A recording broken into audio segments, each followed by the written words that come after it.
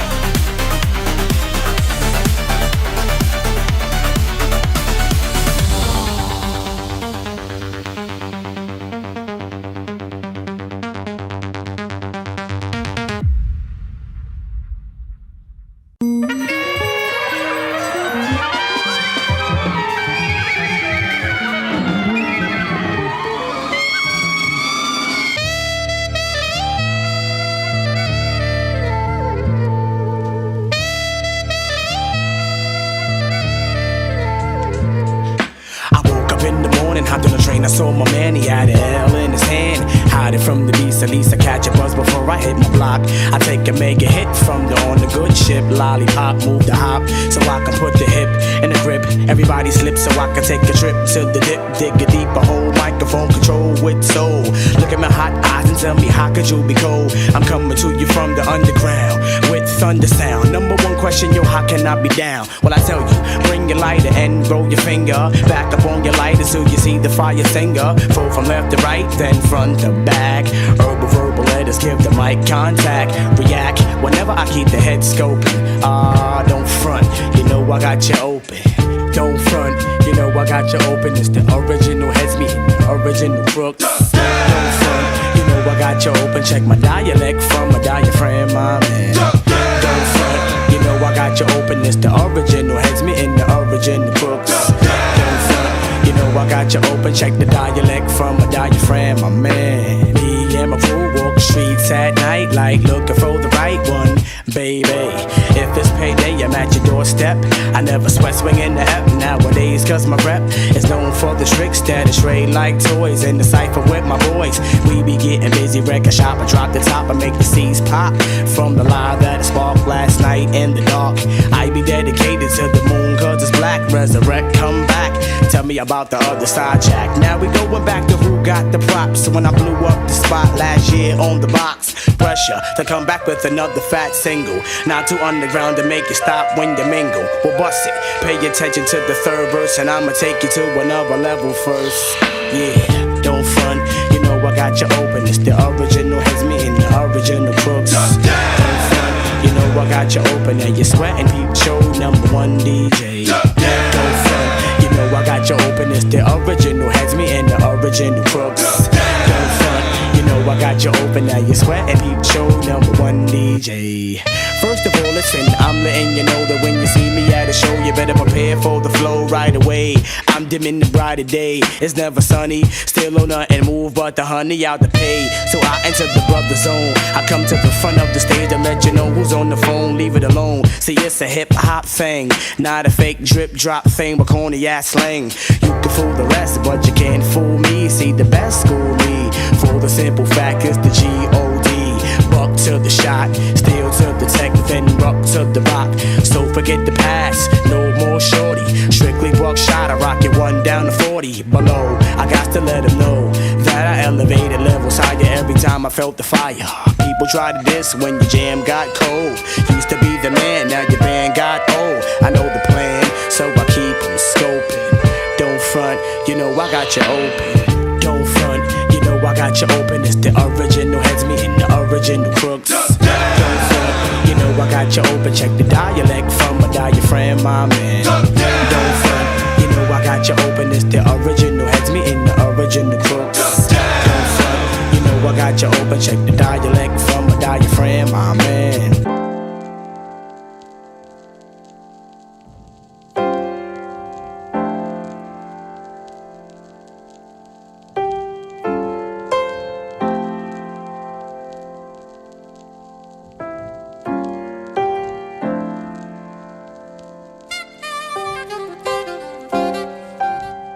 Good living, yeah, good living.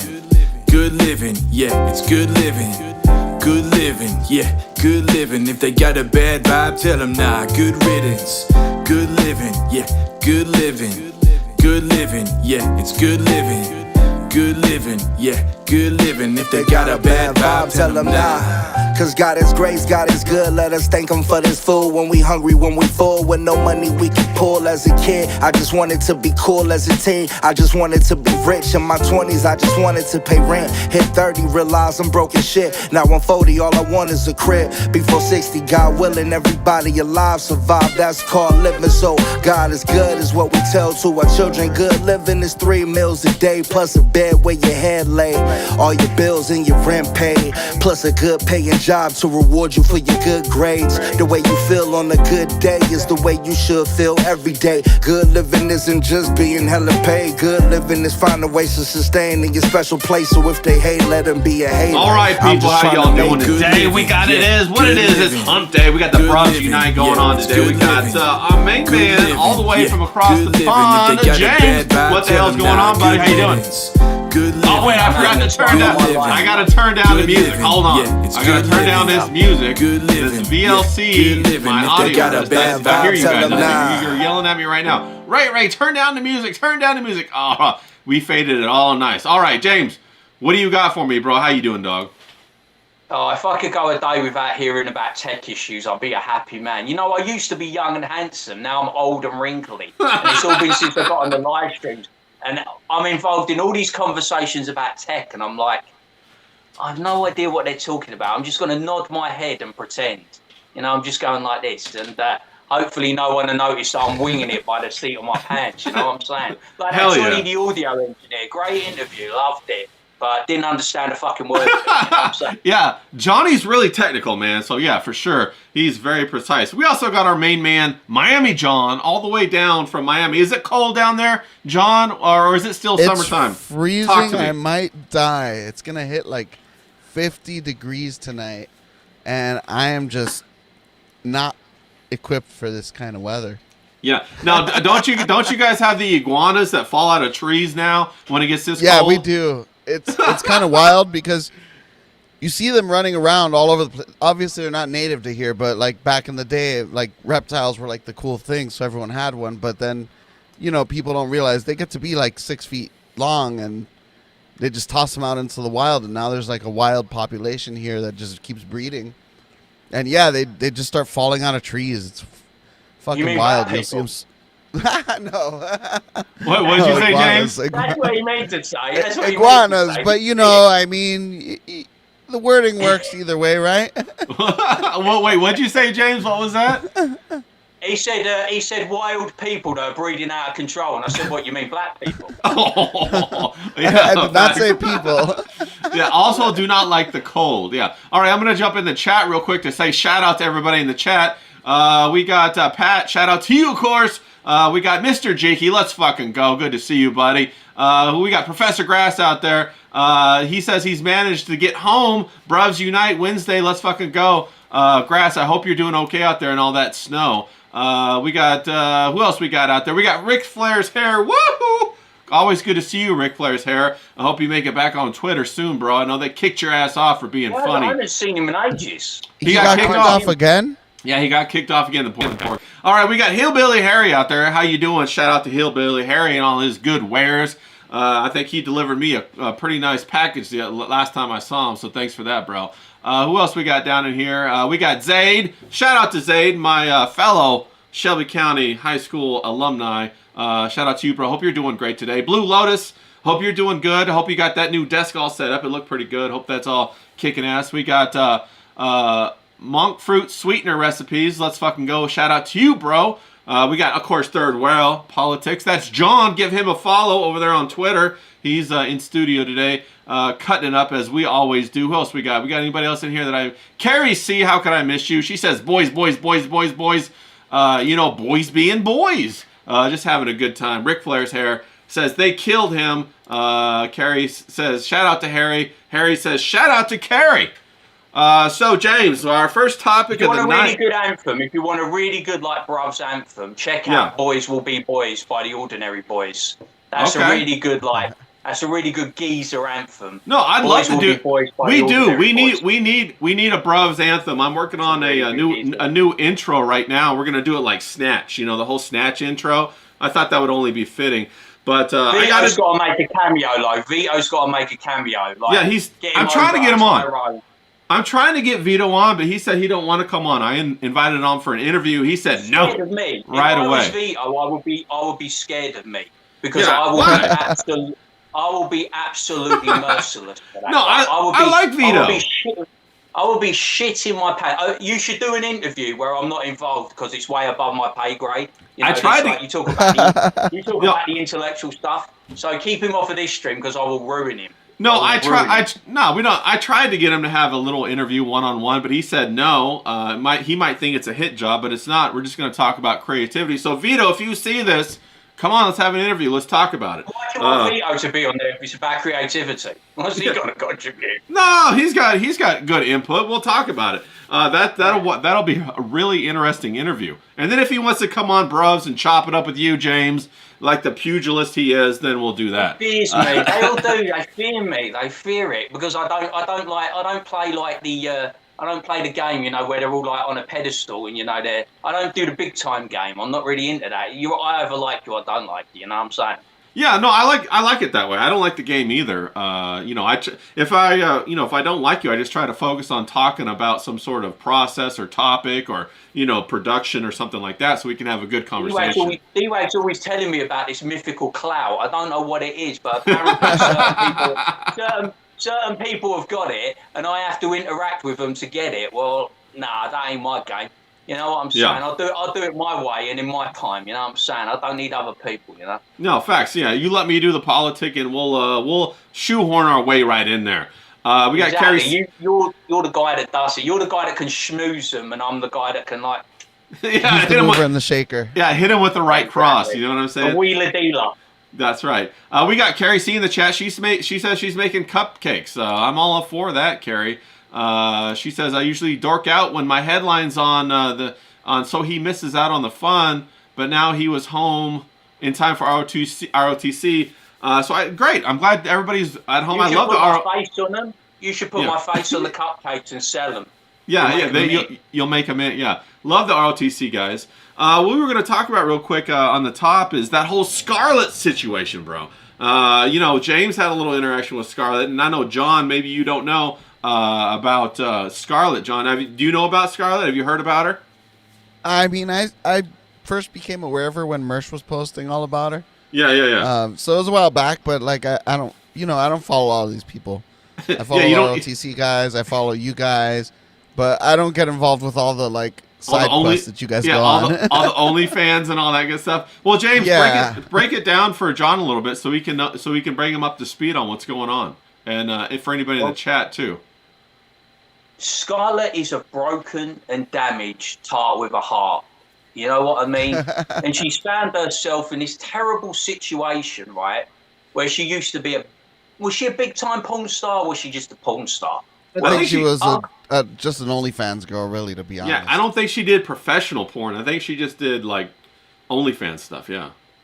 Well, okay, so she dabbled, didn't she? And then she found herself suddenly in a tug of war with a bunch of sad old men in the Dabbleverse.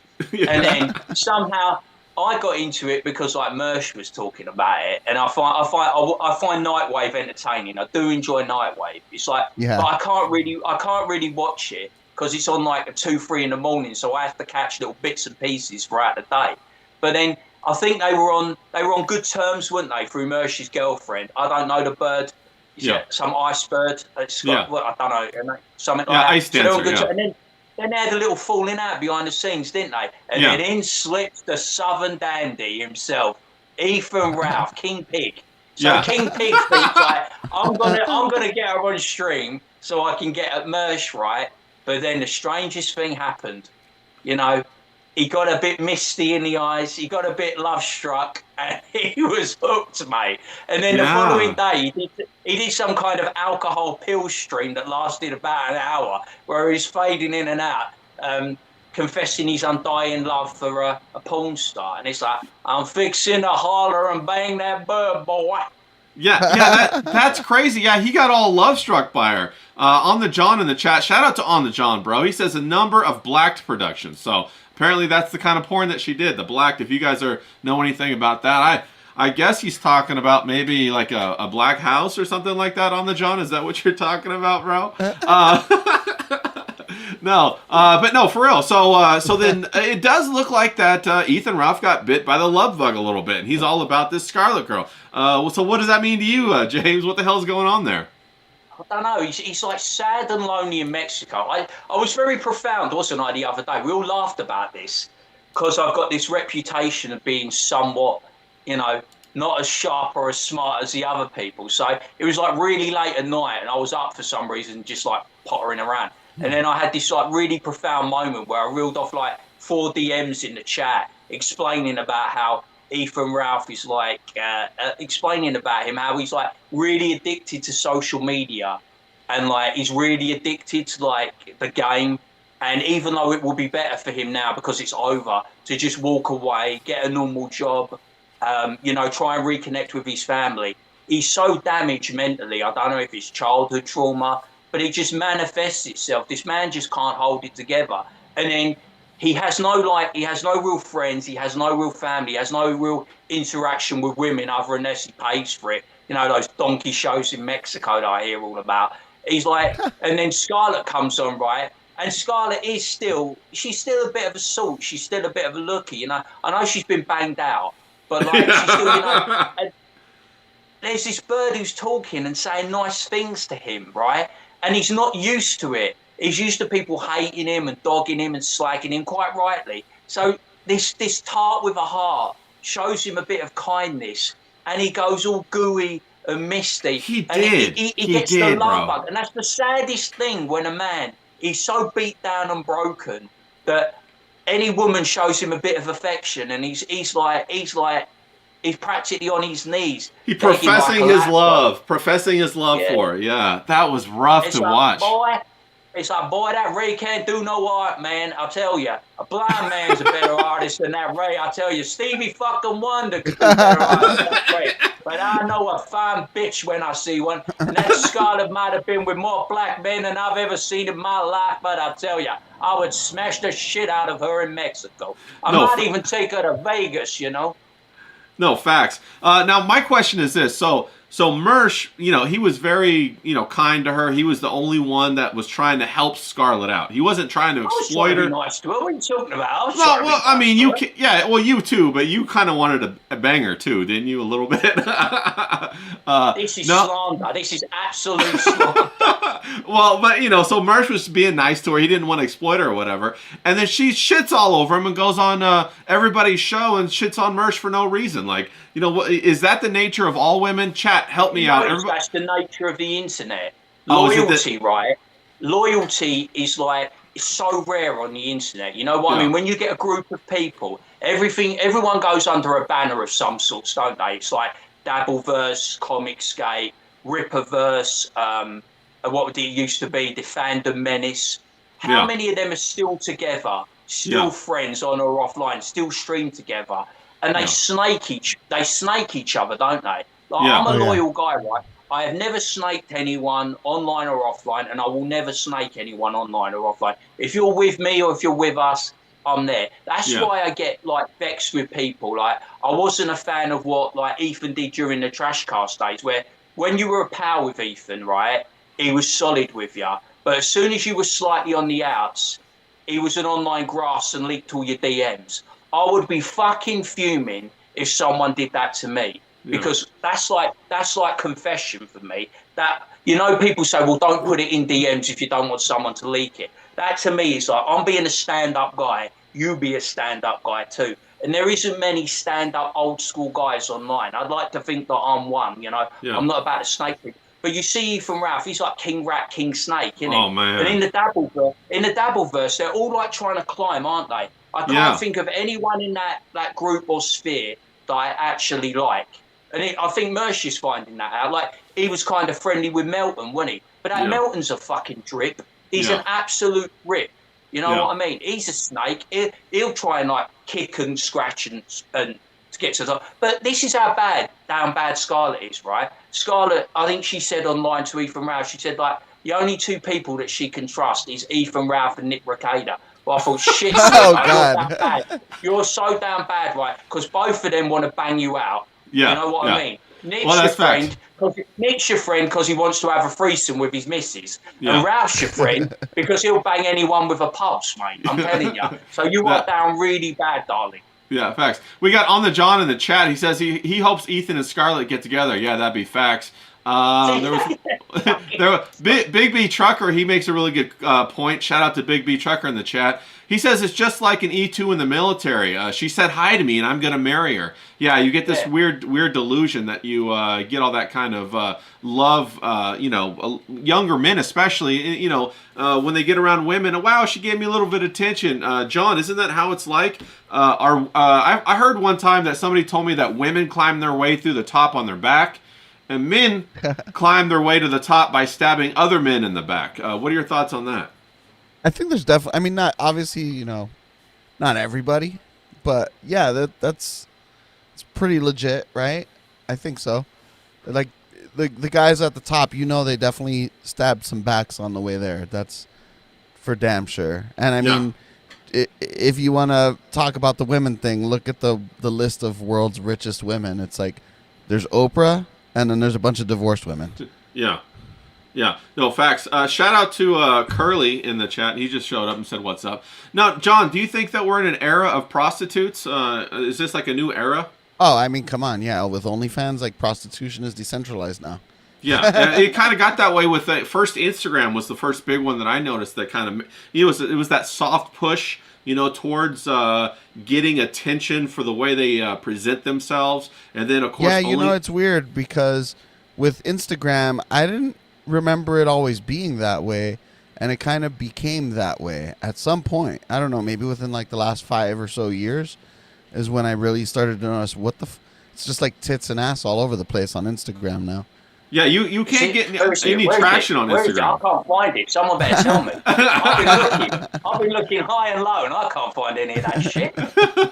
No, you gotta look between all the racism, Yeah, Carrie C in the chat says, but why would you start a relationship with someone that you want to change? And Carrie, I think the answer to that is, men are attracted, to sexy bodies, the physical appearance. Maybe you get with somebody, you start having sex with them after a while, and you're like, damn, this bitch is annoying. I gotta change her, Or like women get with a man because, for the money or for the status or maybe whatever. But women seem to always want to change a man. Have you found that to be the case, John? Do women always want to change their boyfriend, or are they always trying to do that, or what do you think? I think to an extent, yeah, for sure. Like, definitely most women have this ideal man in their head, right? Like, the things that they are attracted to when you first are dating. It's like, he's never available. He's this and that. He's always out with his friends or always working or whatever the case may be. And then it's like, I got to change that. I want him around more. I want this and that. And then that kind of ruins what made them attracted to you in the first place. Yeah.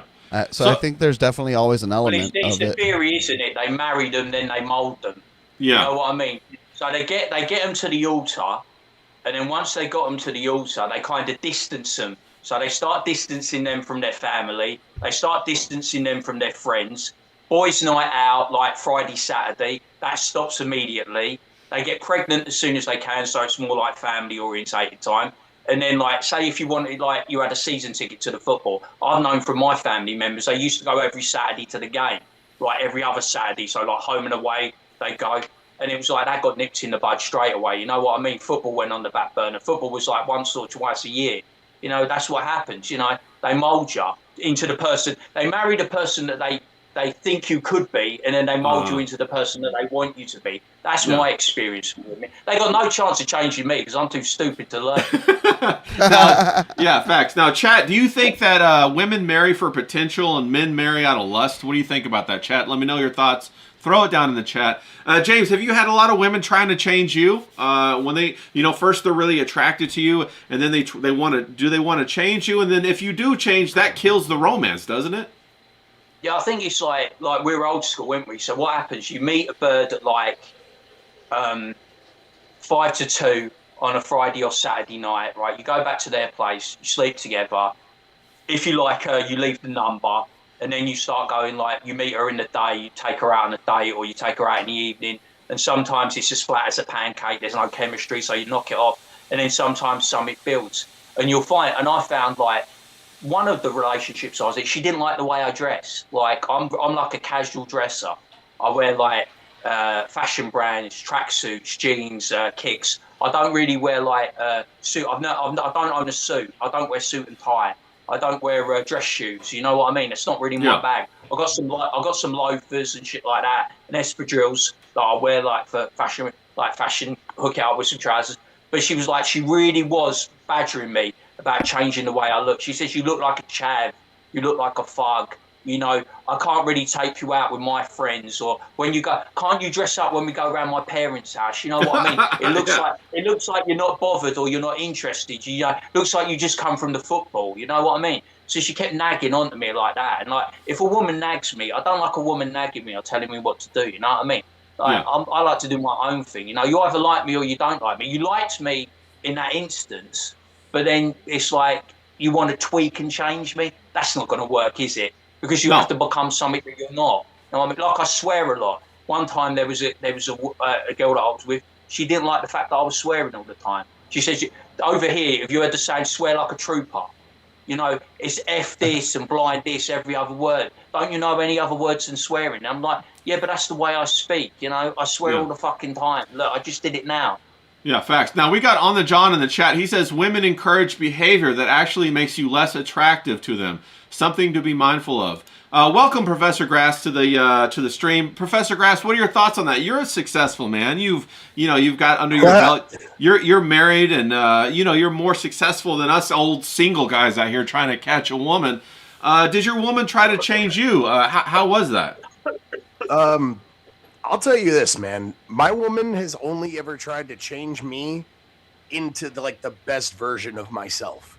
Now, I've resisted that change because, like fucking James was saying, I'm doing what I do. I don't want to be changed, motherfucker. Yeah. But, sometimes change is good. Like, hey, maybe I shouldn't be saying the F word every other time because that's how I got fucking fired. Like certain things like that. Yeah. Now, Professor Grass brings up a good point. Sometimes a woman can see things in you that you might need to sand off or mold or change a little bit in order to be better. John, do you think is that more on an outlier? That's a pretty good woman, wouldn't you say? But are most women like that or no? Awesome woman. I think it's rare to find a woman who is actually trying to, change you for the better, like get you to be your ultimate self. You know what I mean? Yeah. I think that's kind of rare, to be honest. And if you find one, that's one you should probably highly consider keeping. Yeah. Because they just don't exist that much. Most of them want to mold you into their own perfect little vision of what they envision their guy to be. Finding one that actually likes who you actually are and wants you to be the maximum you that you can be. That's like ultimate success for a relationship, I think. No, I agree with that. You come from a place where people walk around in bikinis. I have no fucking sympathy for you. Every day, right, this geezer walks around, he gets out of his house, right, or he drives around, and there's a 12 out of 10 round every corner. Facts, bro. With bikinis on. I have no sympathy for this guy. You should live where I live. It's fucking awful. Yeah, we got we got Tank Ferret. He's in the chat. Shout out to you, oi bruvs. He says, Big B Trucker says day dates rule. Yeah, they do. If you can get a girl to go on a day date with you and have a really good time, that really kicks ass. Tank says a good woman is like a battle buddy. Yeah, I agree with that. I used to like going bowling. I really used to like going bowling. What'd you say there, Professor Grass?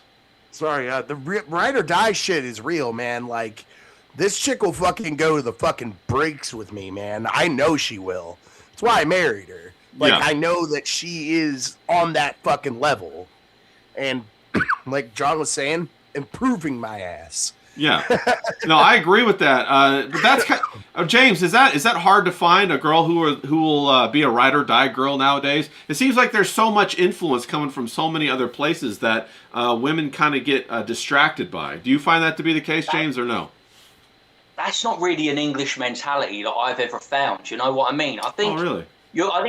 I think you'll find that with I think you'll find it in a community that I've never really fished in. You know what I mean? I've never been with a black girl, but I think if you come from the estate, right, like the ends, and you'll have this little wannabe gangster. He's like a drug dealer. He'll get with a bird, right, and she will be with him up until he's convicted, after he's convicted. You know what I mean? Because they grew up on the estate and they grew up hard. You know what I mean? Yeah. They've come from poverty and they'll stick together through thick and thin.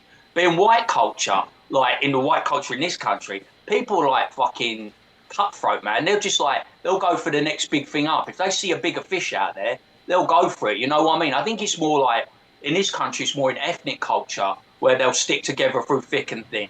Or maybe a class culture, perhaps.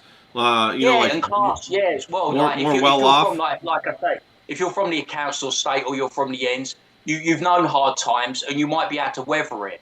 But there's certain people that I've known that as soon as someone their status dropped a bit, they lost their job or they they have financial troubles. The bird was off. You know what I mean? See? She was off in a flat. She was Exactly, off in a flash. James. My woman stayed with me, and I got fired fucking twice from the same fucking place. That's pretty good. That's pretty good. John, we got Blue Lotus. She says she's never understood women who tried to do away with their husbands' or boyfriends' hobbies. And like you were saying earlier, John, how they isolate away from their family and friends. What do you do when that happens? Is that a red flag to dump the girl? What if she's really hot? What do you do then? Plenty of birds in the air, bro. Plenty of birds in the air. Like anyone who would try to isolate, anyone who would try to isolate you from your family instead of try to integrate into your family, for what? For what? Yeah. Well, it's very strange with a lot of cluster B personalities, more narcissistic or psychopathic or whatever. They try to remove all support relationships from you. And I've watched a lot of friends, kind of like how you were saying and James was saying, all of a sudden you're not going out to the bar with the guys anymore. All of a sudden you're not going to the football games anymore. All of a sudden guys' night's over with. You got to stay home and you got to watch her, Hallmark movie presents or whatever. And it Think of the totally... three most famous ones currently in the news. You've got the Beckhams. Oh yeah, the Beckhams, bro. Those bitches are crazy. On the wedding night, he should have been concentrating on shagging his freshly minted new bride. And before he got to do the business, she said to him, "You got to get rid of your family. It's me or them." Yeah. Take Gordon Ramsay's family. Adam Peaty just married into Gordon Ramsay's family. He just married the daughter, and it was like, well, your family's got to go because they're poor and they're troublemakers. And take the royal family. Meghan Markle took Harry away from his family, and she also ostracised her father because he was a bit of a feckless loser. Yeah, well, Meghan Markle's a straight stone cold bitch, bro. We got Curly said, make it worth it in the chat. Change is constant. Completely agree with that. We got Ben, Based Art Department. Shout out to you, Ben, in the chat. He says he's had a good buddy that always said, if a girl wants me to stop doing X hobby, I'll just do it, and we called him stupid. Yeah, facts. Okay. Yeah, you got to get rid of that girl if she's trying to cut you off or whatever. I know sometimes it's too hard because they look too good in the miniskirt. Professor Grass, you got, like I said, you're the only one here that has a successful marriage, and you got a ride or die chick with you. What kind of advice would you give to us other, gutter rats over here trying to find a woman nowadays? What would you suggest? Y'all ain't gutter rats, man. Y'all ain't good You know what I mean. Listen, man, you ain't grabbing fucking chicks and having them eat your ass and shit. There's other motherfuckers out there that are worse than y'all. Yeah, anyways, facts, right? Take some fucking mental pictures. Like Mersh was saying the other night on the Nightwave. He's like, I'm a memory jacker, take them mental pictures, then you'll have all the fucking hotties, and then you fucking get down with the fucking actual chick later that actually can connect with you and everything. Oh, I see what you're saying. So kind of have a dual purpose, keep the memory banks full, but get a strong woman. She might not be as attractive, and that's usually what happens, right? The least attractive woman usually has a much better personality. I hate to say all that kind of stuff. Sometimes it's true. Every once in a while you find a unicorn. I haven't found one yet, but I'm still looking. You know what I'm saying? Still looking for that unicorn. We got Presby Bro in the chat. He says he's been married 16 years. Presby Bro, drop us some advice in the chat, bro. How do we do that? We got D-Wag in the chat. He says, I'm very kind and caring. I'm trying to encourage James into new hobbies. Cool stuff like comics, books, and drawing. Hail to the chat, pal.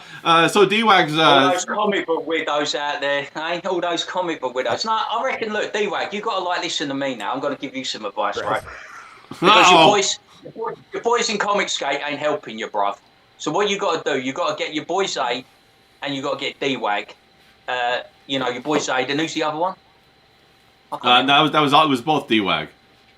Is that what you're I saying? said D-Wag because I couldn't hear anything. I was looking at Professor Grass there. No, what's the other one? He's got to get Zaid. He's got to get Zaid and Paul Ogg, and he's got to start his own stream. That's my advice to him. Bring back your what was it called? The crack pack. Crack pack. Crap pack. Yeah, bring back the crap pack. Yeah.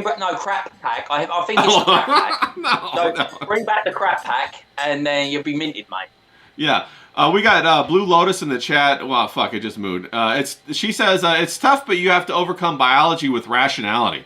No matter how hot, if someone puts you through hell, it isn't worth a little misery. Completely agree with you right there. Who else we got? Big B Trucker says, congrats on 16 to Presby, bro. He just hit 25. Big B Trucker, throw down some advice for us single pirates out here. We're still on the high seas looking for whores. I mean, wives. Hell yeah, dude. That's a quarter, homie. Fucking kick ass. That's awesome. Shout out to you, Big B Trucker. Way to go. Big W on that. Zayd says, crack pat pow. Let's make it happen. Let's see what else we got. So anyway, anybody in the chat, you guys, if you guys have been married, drop some advice for us pirates down in the chat so we can. I'll read it out. Yeah, but how does Presby look, man? After 16 years of marriage, I bet you he looks 90. He could. No, I mean, from what I see, they're having a great time. They're going around. I think they live. Yeah, Presby's a solid guy. I think he lives down there in by you, John, in Miami or Tampa Bay or something like that. I think he's in North Florida somewhere. Okay, northern Florida, maybe. Okay, but no facts. But anyway, so that's what's going on with Scarlet, and that kind of got us onto that whole track about men and women, and like the big ideas. Like who was talking about this the other day, and they were saying the red pill is dead. John, is the red pill dead? The red pill meaning men waking up to the female nature. Is that dead? Are we still doing that in 2026, or all the fresh and fits, all of the Rolo Tomasis, all that good stuff? Is that dead or still alive? To an extent, it's dying for sure. All the Andrew Tates, yeah. It's dying because how many times can Myron say the exact same thing every night on a podcast? Yeah. Like the info's out there. People are gonna still keep on having their little awakenings with the info that's already presented, but I mean, they just literally repeat the same. Well, here's my question: How come none of them are going forward and having families? Like, if Andrew Tate already had a family, why did he hide it? And how come Myron's not having a family? How come these guys aren't going forward and starting to create a legacy? Why are they still pumping into the online culture? It's kind of like how preachers always talk about getting prosperity, and in order to do that, you have to go buy all my merchandise so I get rich. That's kind of what it feels like. Is that what it feels like, John? Andrew Tate supposedly has like a bunch of kids with a bunch of women. He's like a Muslim. He believes in multiple wives kind of shit. I don't think he believes in everything, but yeah, you're right. I think he said that. According to what he states, anyway.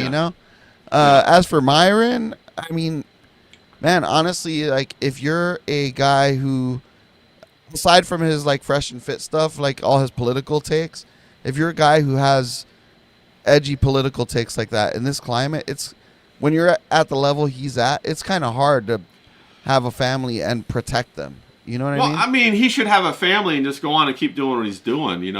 He's still going out to clubs. Like, you saw that whole Clubageddon thing that happened in Miami with him and Sneeko and Nick Fuentes and Andrew Tate. They're still pulling off stuff like that. So it kind of feels like they're still trying to hold on to this 20-something lifestyle. Isn't that the opposite of red pill? Aren't we supposed to embrace who we are authentically and move forward?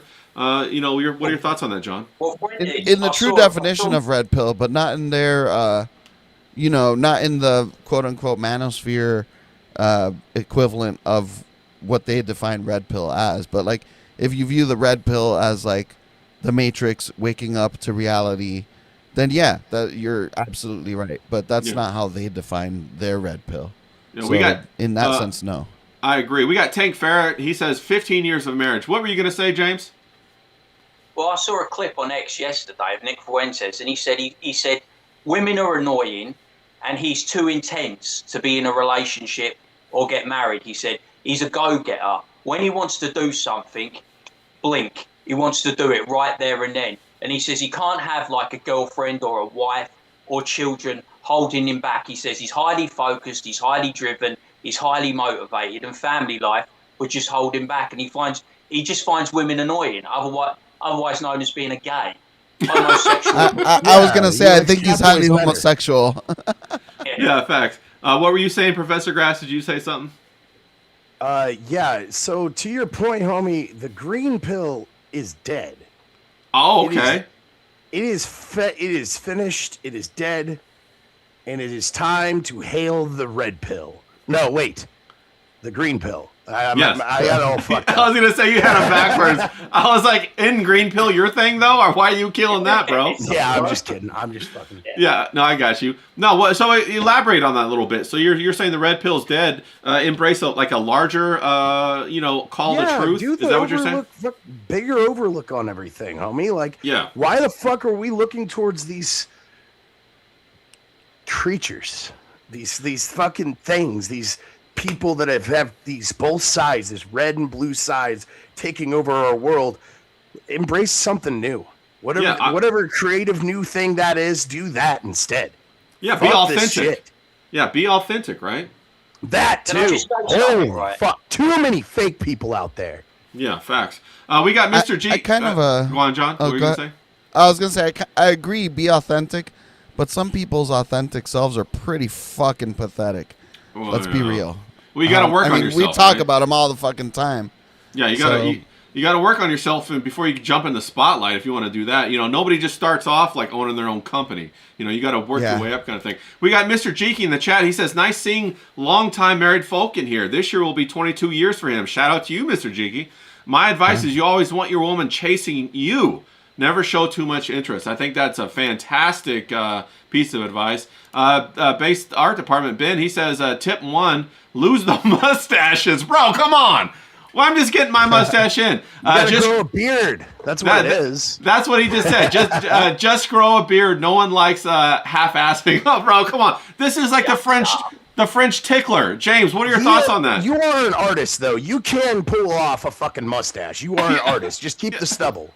Yeah, right. James, what are your thoughts? We're mustache guys, right, James? Yeah, I know. Can I just say something about finishing off that last conversation? As a white man, I don't take advice of black people or Muslims. You know what I'm saying? It's like, facts. That's my advice. But with girls, mustaches are fucking cool, mate. Tom Selleck, A1 Tom mustache. Selleck, bro. He could have, in his pomp, he could have any woman on the planet, right? And in the terrible remake of Miami Vice, Colin Farrell had a dope mustache, right? Yeah. And Colin Farrell is drowning in pussy. There has never been a man, right? There's never been a man existed who had a mustache that didn't have women queuing around the block, right? Do a straw poll, right? Women in the chat, mustache, no mustache. It'd be like mustache, come on. All right, well, women in the chat, put up a 1 for mustache, put up a 2 for beard, whichever one you like best. 1 for mustache, 2 for beard. It's tickles when I go down. Yeah, or 3 for nothing. Yeah, 3 for nothing. Big B Trucker says... Not bald like hair, bald. Fucking John, calm down. It's all right. Yeah. Nobody's. Yeah, Big B Trucker, he says, all my advice is the same shit you've heard. Find your best friend, learn to communicate, hope, fears, etc. Be willing to compromise, but always look out and support each other. James, is that?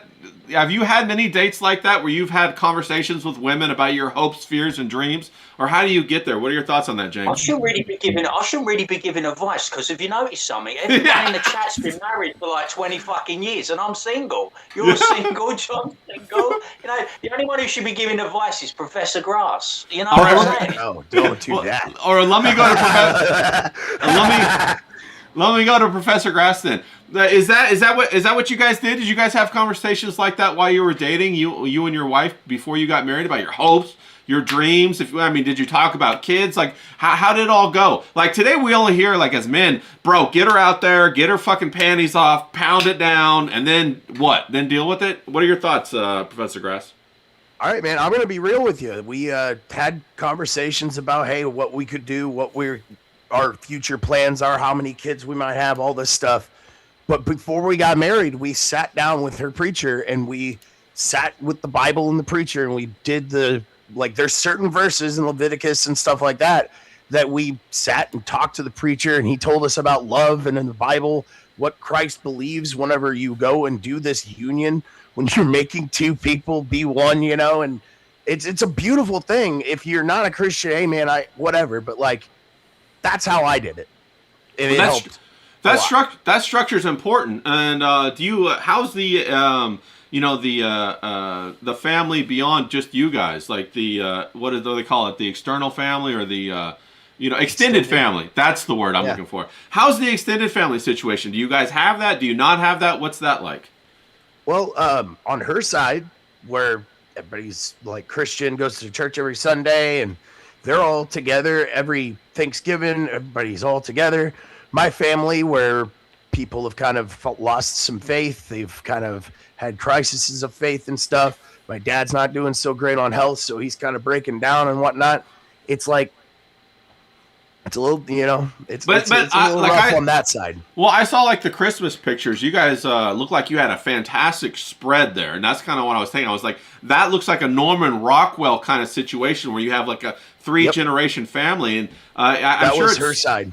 It's so much easier to have a relationship when you have that kind of support and those kind of added benefits. It's kind of like, joining at a country club with a pool and, a ping pong room and like a golf course and a restaurant. Does that help a lot? Should guys look at the family before they marry? What are your thoughts on that, Professor Grass? I think that guys should, sow their wild oats first. Figure out what you want to fucking crazy do first. So fuck a lot. Is that what you're saying? You should fuck a lot? Do whatever you want to do, man. Like me and James, we heard that. We heard that. Like I'm not into doing the weird. That's why we got the mustache. Yeah. I'm a family guy, man. I'm fucking that guy. Like I straight up wanted to be a dad, and now I am. I got a little girl in there, and she's fucking the coolest. Awesome. She's starting to talk and get into shit and be personality driven. So it's like, she's fucking badass. But like, think about families though. Like, if you're wanting to do that, do it. Yeah. Don't like hesitate on it. Figure out who the right person is though first. Don't be just swinging and fucking being like, well, this is going to be my wife, and just fucking ruin 10 years or 5 years or 3 years or whatever the fuck, like.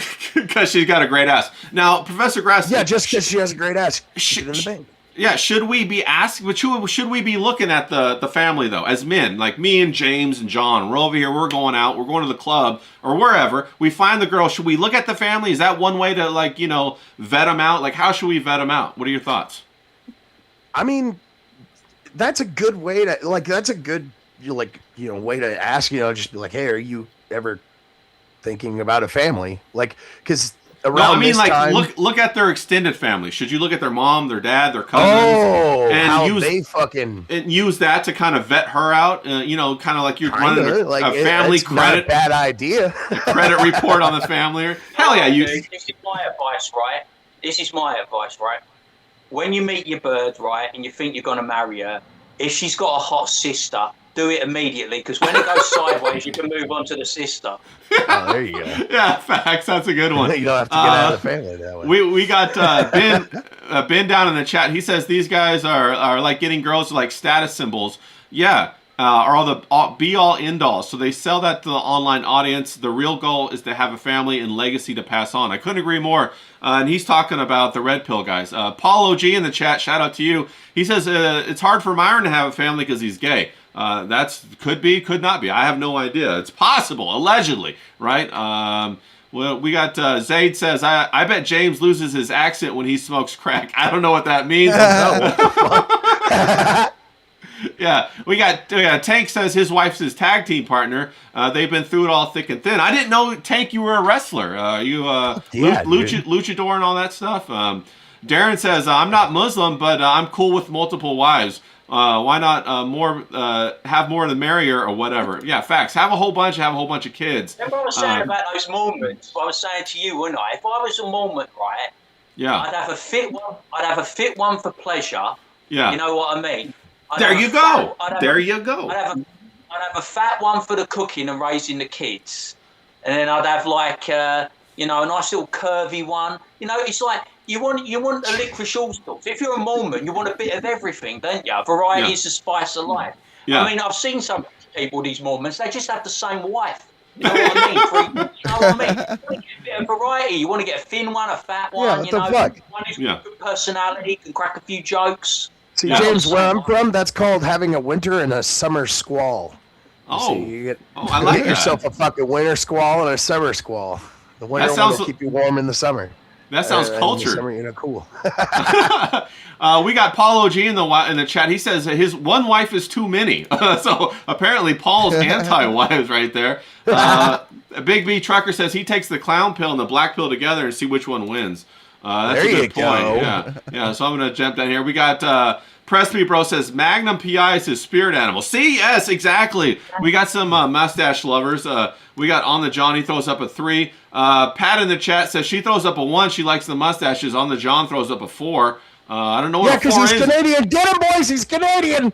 On the John, what's a 4? Can you let me know what that is? Darren says free mustache rides for any one of the 2 birds at a time in the chat. Okay, yeah, we're gonna do that. All right, so let me go. Would be like no pubic hair and a beard, no mustache. Oh, okay. I'm not opposed to that. I've had all kinds, and that's just like what James was saying, variety is the spice of life. Kind of thing. So that's always fun to do. Holy shit, I'm way behind on the chats. Okay, let me just jump all the way back down. All right. So, that's what's been going on with the Scarlet Girl. You know what I'm saying? She's like all over the place. She went over to, Ethan Ralph. She kind of snubbed James a little bit. We all got upset about that. But, James, you're making headway with Courtney. We're going to have to try to get her on a little bit. How's that going? Give us the latest on that. I just flirt. I tell a few jokes. You make a few videos. I saw her blush. She blushed full on. Yeah. Yeah. Did you see that too, John? I saw that. Yeah, I did. They're my fans today and they're my haters tomorrow. It's like D-Wag. He used to love me, D-Wag. He used to be my biggest fan. I was going to come over to America and stroke his lovely long hair. And, we were going to be the best of pals. And then he starts snaking me online, He gets all these bully boy pals to have a pop at me. Yeah. Wait, D-Wag hates you now? What's going on now? This poor man was stuck in his house with one fucking oatmeal cookie, and that's all he had. All right? You be nice to D-Wag. Yeah. Yeah, I think it's a battle of the hair versus the no hair kind of thing going on right now. See who can get the most birds kind of thing. Streamline, baby. Streamline. Look at that. Yeah, one last thing before we move on from this topic. Ben brings up a good point. He says, also, his father-in-law is definitely not one of those guys he can be buddies with. He just tolerates him. Professor Grass, what happens if, the other family you don't like them? What do you do then? Do you just grin and bear it? What do you do? What are your thoughts on that? That chick with the hot ass, man. Do you want to fucking stick around for the hot ass, or are you fucking gonna just be a bitch and bitch out because the family sucks? Just barely go to the Thanksgivings, and if you do, go smoke with the fucking estranged cousin. Oh, that's what I do. There's always a black sheep in the family, right? You just got to go find the black sheep. Yeah, and they usually have drugs, and then you can share drugs with them and hang out. It's pretty dope. I'm against interracial relationships, so there won't be any black sheep. Well, there's always the golden child and the black sheep too. Yeah, facts. What are your thoughts on that, John? What happens if you? I don't believe in cross-species relationships, so there won't be any sheep in my family. No sheep, bro. Have you seen guys those? Sound like Muslims here. That's what I was gonna say. Those Muslims in the Middle East, they got them sheep with them crazy asses on them, bro. That's something else. But I watched that on the fucking green pill with the big ass fucking fluffy asses. Yeah. Oh my god, and they freaks me out, bro. That shit freaks me out. D-Wag in the chat, he says he doesn't hate James, but bullying him and bringing him down makes him feel less shitty about himself. So, everybody's going through their own therapy. I don't understand what he's talking about. It's like he's trying to speak English, but he's not speaking like the King's English. He's speaking some weird thing like this bullying. I've never been bullied in my life. I don't think it's not even humanly possible for me to be bullied. You know what I mean? Yeah, he's a good sport. Play the game. Like I said, look, I'm giving you good friendly advice. Go and start a stream with your mates. Jade and Paul. Get on it, start a stream. If you're lucky, I might make a guest appearance when you get a bit of power. Yeah, we got Alex in the chat. He says, what's up, everybody? Shout out to you, Alex. Good to see you around here. Presby Bro says he was his wife's family plug. So there you go. If you're going to go ahead and hook everybody up in the family, I guess they're all gonna love you. That's hilarious. I'm hoping to get a promo code one day so I could just show up with promo codes at the family fucking get-togethers. Yeah, you have some. Yeah, you got online ordering and all that good stuff. Yeah. Alex says, in bullying, stop jihad hate. Yeah, facts. Let's go. We don't want none of that hate around here. Now, So that kind of closes it out. You guys got anything else to say before we move on about the family, the relationship, and all that stuff? Anybody? Professor Grass, you got anything to say? No? John, you got anything to say? I think what you were saying earlier about, see how they interact with their family, and if they're close with their family, then they'll be good to, at least that's one check mark you can put on the checkbox, right? Where it's like they'll be good to have a family with because they value family, Yeah. No, I completely agree with you. I had a girlfriend one time that she literally screamed at her little brother. Like the banshee in her came out and she like screamed at him with so much hatred, and I was just like, oh, like my eyes got so wide, I couldn't believe it. And I knew that if I did something, like if she got comfortable with me, she was going to rip me a new asshole, and not in a good sexual way, in a bad way, in a bad emotional way. D-Wack says, Alex is dope. He's like another Paul OG. He's good people. So, yeah, I know Alex. Alex is solid. We love Alex around here. James, have you ever dated a woman who maybe like yelled at her family, or if they yelled at a server like in a restaurant? Have you ever been out with a girl and the waiter or waitress comes up and they bring something bad and she goes off on them like out of nowhere, and you're like, holy shit, what's this? Has that ever happened to you, James? I've dated a girl that was really mean to her little sister because her little sister was a tomboy, right? And she was into sports. And I was into sport. I've always been into sport, right? So I would have a kick around with her. I'd play football. We do a bit of rugby. We play a bit of cricket, right? And she got really hateful and resentful that her little sister was taking up my time when I should have been like focusing on her. And I was like, yeah, but that's your little sister, I'm trying to ingratiate with your family, it looks good with your parents. I like her. She's a nice girl, she's got talent. She could go far in sport, you should be encouraging it. And she goes, oh, she's awful. Why can't she just be more like me, wear nice clothes, do makeup, I said, because she's not fucking you, is she? She's the opposite. What a cunt. Wow. It's like, well, don't you? Yeah, well, you're obviously attracted to me, so you prefer to be around with me. Yeah, I said, well, not fucking right now when you're behaving like this. You know what I mean? It's like, it's your fucking sister. I don't like people that like dog their own family. You know what I mean? Like that. I don't like. It's a complete turn off for me if you're shitting on your mum and dad or you're shitting on your sister. That's not a turn on for me. That's a complete fucking turn off. I don't want to hear it. You know what I mean? Facts. That's a really good point. I dated a girl one time, and I taught her little brother how to drive. He was like 15, coming up on 16. And she was the one that screamed and yelled at him, and pretty much freaked me out after that. So I thought that was pretty crazy. Yeah, it sent shivers down my spine because I could just imagine at one day she was going to turn and put that on me. Yeah, it's going to be you. You're going to be like one of those. That's her brother. She's been with that guy forever. I know, right? You. And he was know what I mean? Like, ugh. Yeah, and he was a super nice kid, bro. Straight A's in school, all that kind of stuff.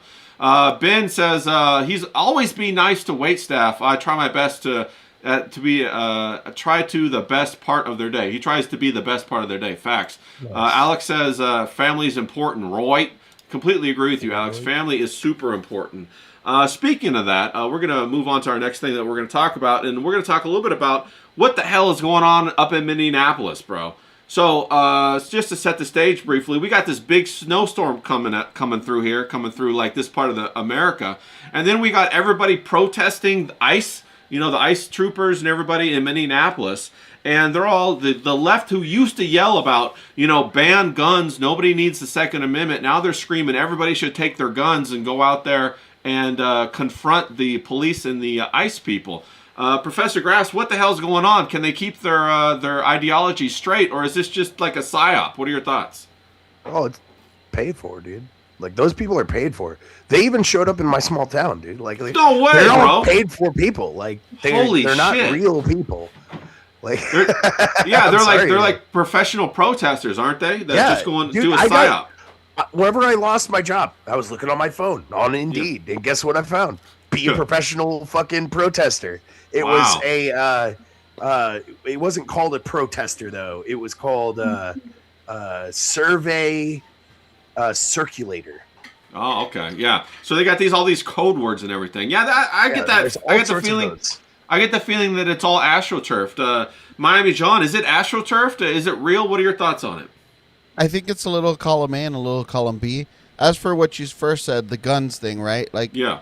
here's the thing. All right, the Democrats aren't truly leftists, and they aren't liberals anymore, right? Liberals believe in guns, but with restrictions, right? The Republicans believe in guns, but with restrictions. If you're a libertarian like me, nuclear arms for the people, because private companies make the nuclear arms, so they have them already anyway. You know, but then you get to the Democrats, which are now like progressives, which are like a little further to the left, but not quite, quote unquote, leftists. They're the ones that believe in all the gun control. Real, actual leftists believe in arming. Like Marx's statement is the people need to be armed to do the revolution, right? Then they take your guns after then they get take your in guns. power. But, you know, the commies are too stupid to fucking get that. Yeah.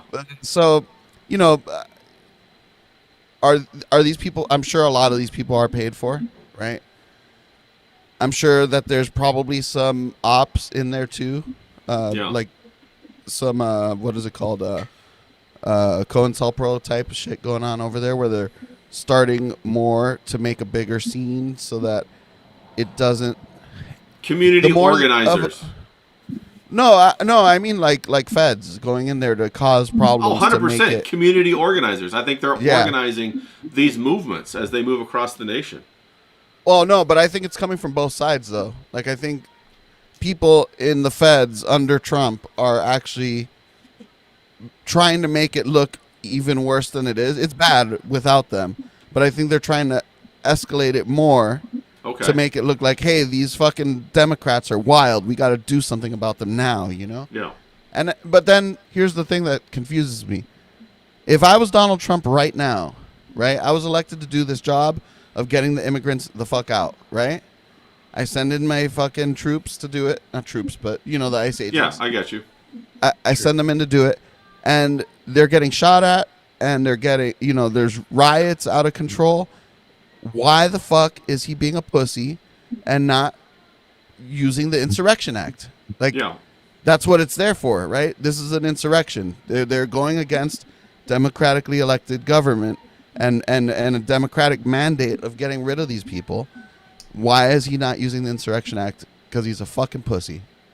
I was going to say because people got in his ear and told him not to because he's a fucking pussy. Exactly. It is pretty wild. James, I'm seeing a lot of these women on the front lines. Like, what the hell's going on? How come we got all these women out there acting like they can come up against the police and they can do whatever they want to do? What are your thoughts on that? These women are crazy. You know, they're what we're talking about. They're kind of like us, but the total opposite. We aspire, you know, to be like Professor Grass. We're looking for a woman. We want to be in a relationship. We want to get married. We want to have children. These women don't. They've been like institutionalized. They've got into their head. It's like they're the career women, aren't they? Like they've been bussed in. And they're so deranged, you know. Trump derangement syndrome, it should be studied. You know what I mean? It's just weird. It's just one ineffective orange idiot, right? He takes you right up to the path, right? Where he's like, and he says he's going to do something. And like the guys have said, he backs down.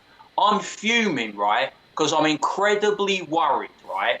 That Trump is just going to like go out of Minneapolis and he's going to stop it. He's not going to go through with the deportations. And once you back down, it's over. It's done. You won't be able to go to other states. You won't be able to like see it through because they'll know all they have to do is kick up a fuss and have a couple of incidents, and then they'll be forced out of the community because they're protecting the illegals. They're rallying around. They're protecting the illegals because it's their voter base. Like what I've been posting lately. They're getting all the Indians to come over to Europe. You know what I just mean? saw that they're gonna like I saw in England they're gonna approve 500,000 of them or something like this for to be citizens. They're going to give amnesty to 500,000 illegal immigrants in Spain so they can vote and keep what they call the far right out of government and sustain a socialist government. They know that's the tactic. You flood the country with illegal immigrants, you give them free stuff, and you've got a voter base. You've seen what it's like in Minneapolis. You've got Tim Walz, You got that other fairy who's getting. Have you noticed with these politicians? You know the weak ones. They start shouting and swearing like Gavin Newsom, like giving it the old harder. Get the fuck out of my town and all that. Shut up, you queer. You're an idiot, right? So you got him and Tim Walz, and you got that thing with Ilhan Omar today, where that fake guy sprayed something on her. That was a right put-up job. Did you see? Yeah, She ran it was to fake. him. She ran straight to him and tried to knock him the fuck out, mate. Yeah. She wasn't scared. No. You know, this is the test case. If Donald Trump backs down now, right, they know he will back down everywhere else. He has to stay the course, he has to finish the job, and he has to accelerate, because he's going to lose the midterms and he's going to get impeached. That's exactly, you know they're going to do this. Yeah. You've got, your time is running out. He's not doing it fast enough. You know, and he's not doing it, he's not being effective. He gets all these like rhino types. You know, they started to go on TV and going, well, illegal immigration's bad, but these tactics are worse, you know. I think we might have to row back. No, you've got to fucking go for the jugular. You know, they're coming for you. Yeah. Now, They've got no fear, they're attacking you. You know, you have to have the right to defend yourself. If some guy's got a gun and he comes for you, you know, you got to take care of business. And I think Donald Trump is a very weak, ineffectual president. He is. He's a total letdown. He's like, you know, it's like when you're with a woman, she's a 10 out of 10, and then you find out she's crap in bed. That's Donald Trump. Yeah, she's a starfish. He's a 10 out of 10, but he's crap in bed.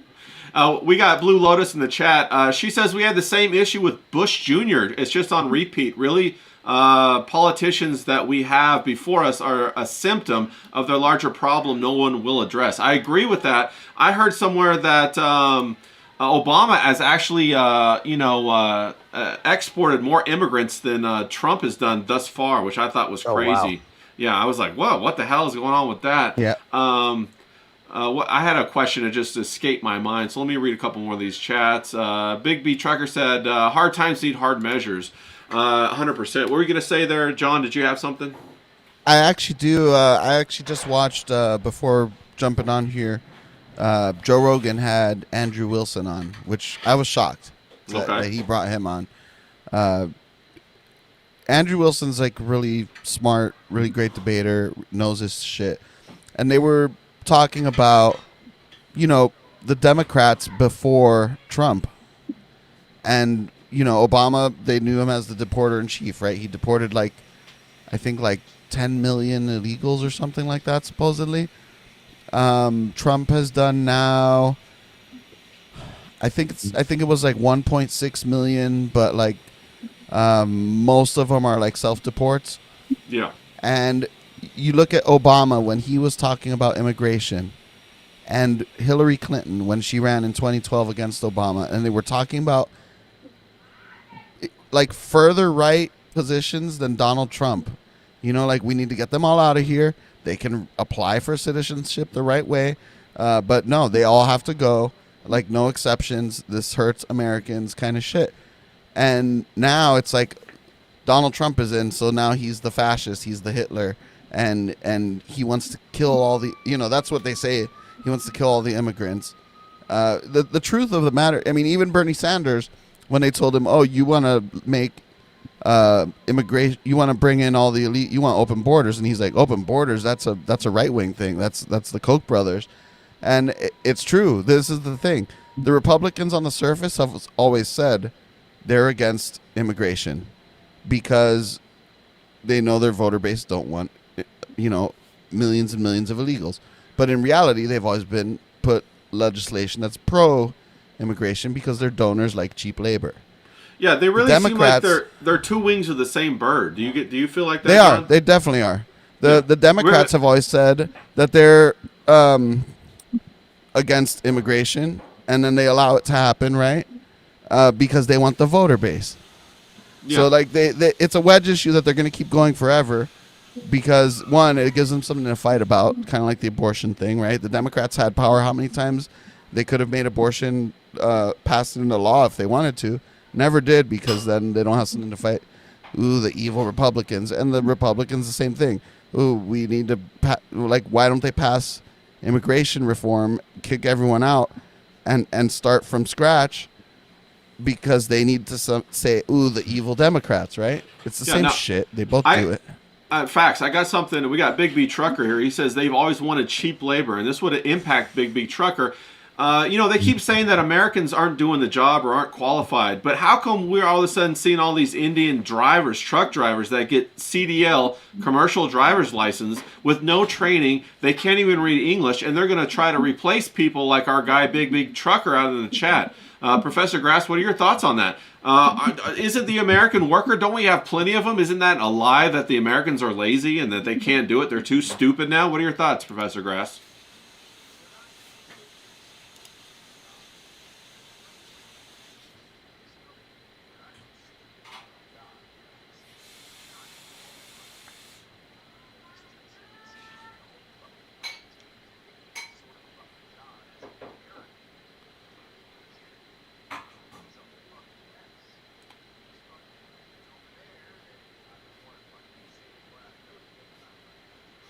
Facts.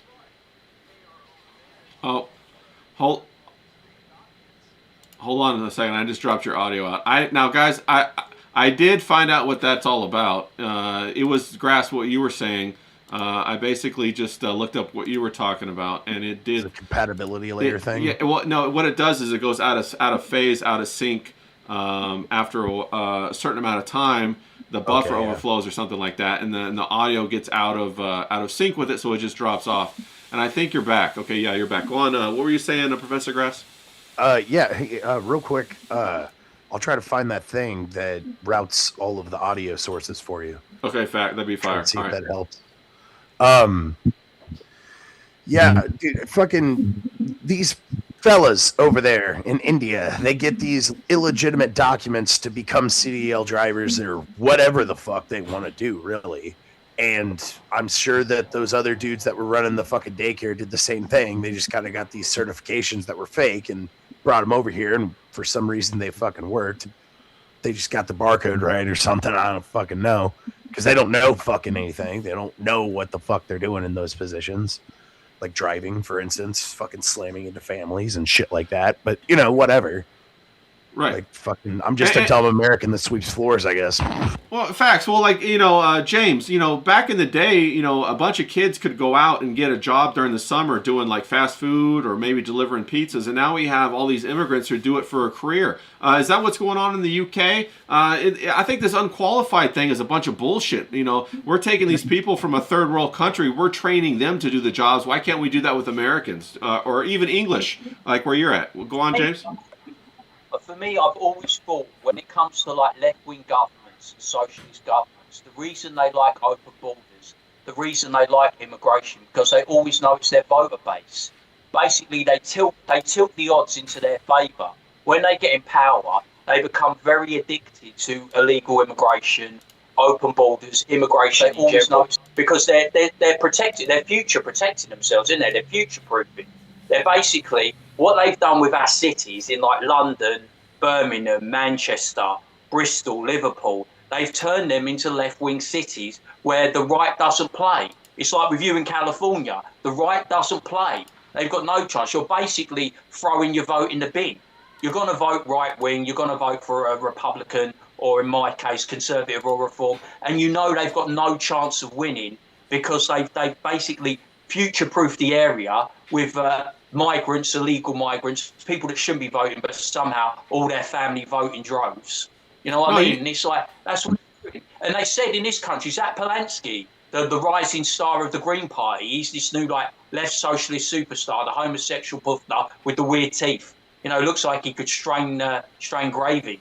And he's like fucking, he said, we need to get all these immigrants in the country. He slipped up because he goes, who's going to wipe our old people's bums in the nursing home? He said, who's going to pick our fruit and vegetables? Who's going to do all the menial work that white people don't want to do? He said the fucking quiet part out loud. He's saying, look, white people don't want to do this, so we have to get a load of foreigners to do all the menial jobs. And that's not necessarily true. People are crying out for jobs. There isn't the jobs in this country. And what you're doing, you're getting all these people to come over and you're pushing poor white people further down. They can't get on the housing ladder. They can't get a job. They can't look to get married and start a family. They can't even afford to feed and clothe themselves. It's that bad in England. And it's white working class people that are suffering the most. There's some white working class people that will do the most menial job as long as they can put food on the table, but it's just not there for them because the immigrants get the jobs. You know what I mean? It's like they get DEI. DEI country, like you've got DEI. I completely agree with that. On the John says they'll have someone else show up for their H-1B interview, and they'll do the old switcheroo. 100%. Or they'll just use fucking AI nowadays, where they're just like a fucking attractive person, and then they fucking get the job, and they're like, "Gosh, well, I was there, but then I'm here now." Right. No, you're 100% right. Mr. Jiki in the chat, he says if an American sends a resume where the HR department is 50% Indian, that resume goes straight into the shredder. It's true. The reason it's true is because you even see that with other groups, you know, like in Southern California, all of the fast foods run by Mexicans. So, you know, if you don't speak Spanish, if you don't go in there, if you're not already in their, like, you know, culture, you're not getting a job. No white person is going to go in there and get a job. Those hot tamales in Miami, then he loves those hot tamales. Yeah, right. John, were you going to say something real quick? Yeah, I was going to say this whole immigration thing. The first was, they do the jobs that Americans don't want to do. Well, there's a reason Americans don't want to do it, because you want to pay slave wages, like literally below minimum wage to these people. I worked on a pot farm. I didn't do the pot farming stuff much, but you pay a bunch of white people $20 an hour to pick some fucking buds off a tree. They're going to do it with smiles on their faces. Same with tomatoes or whatever other crop, but they want to pay $8 an hour. Yeah, and pack a bunch of Mexicans into a little hut. Yeah, and you know, housing is part of their pay or whatever. No, 100%. That's the issue. But then the qualification thing. So now they've moved on because Trump is like, he said, oh well, those guys can kind of stay, right? Like he kind of said that them and coincidentally. Hospitalities workers. I wonder why he was cool with that one, right? Yeah, right. Since exactly. He doesn't have any interest there, right? Yeah. But then, go ahead. No, you go ahead. You finish your statement, then I got something. I was gonna say. So then he wants to bring in 600,000 Chinese students because he wants to save the universities, because the universities aren't just indoctrination centers, right? So he wants to save them. And universities are coincidentally where a lot of the cutting edge scientific research is being done. So we're gonna let the people who are supposedly our enemies in to do that kind of research. And then he changed the H-1B visa thing, right? Any H-1B visa that they made it look like it was some kind of like, oh wow, he did it, he broke the H. No. Now, if you want, anyone who's already here can stay how it is, no issues. If you want to be a new H-1B worker, the company has to pay $100,000 fine. But what they didn't tell you is that he's introducing 2 new classes of immigrants where Indians are in the front of the line. That is basically a path to residency. So it's like, you're not coming in as a migrant visa worker. You're coming in as a permanent resident. There's 2 new visas that are going to be, and that's because we don't have people who can do tech. That's the excuse. Yeah, that's a complete lie. So they're taking us out at every level.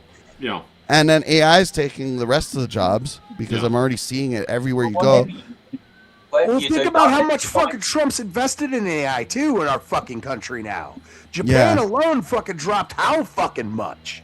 Yeah. Like it's a lot, dude. Like he's the epitome of a fucking old boomer that just believes AI is gonna be the future tech. We're gonna have flying cars and teleporters and shit.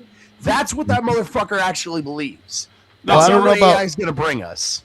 I don't know about flying cars and teleporters, but it's going to be great for the big businesses that can utilize it to, you know, cannibalize jobs, but who's going to buy anything from them because no one's going to have fucking money.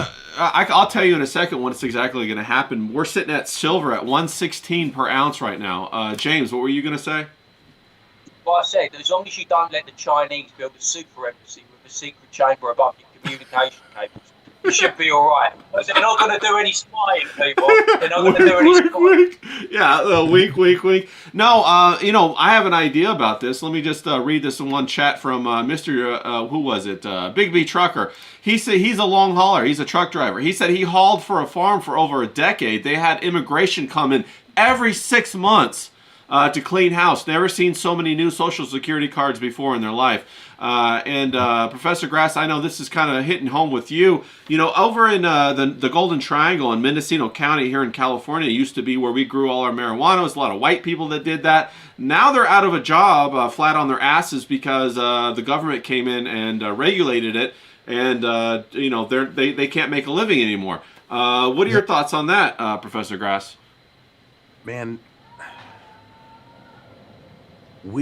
so like Trump has a weird fucking history with weed. I don't know if you guys know this or not, but like when Trump was president, he signed a piece of legislation in called the Hemp Bill or the Hemp Bill Act or whatever the fuck.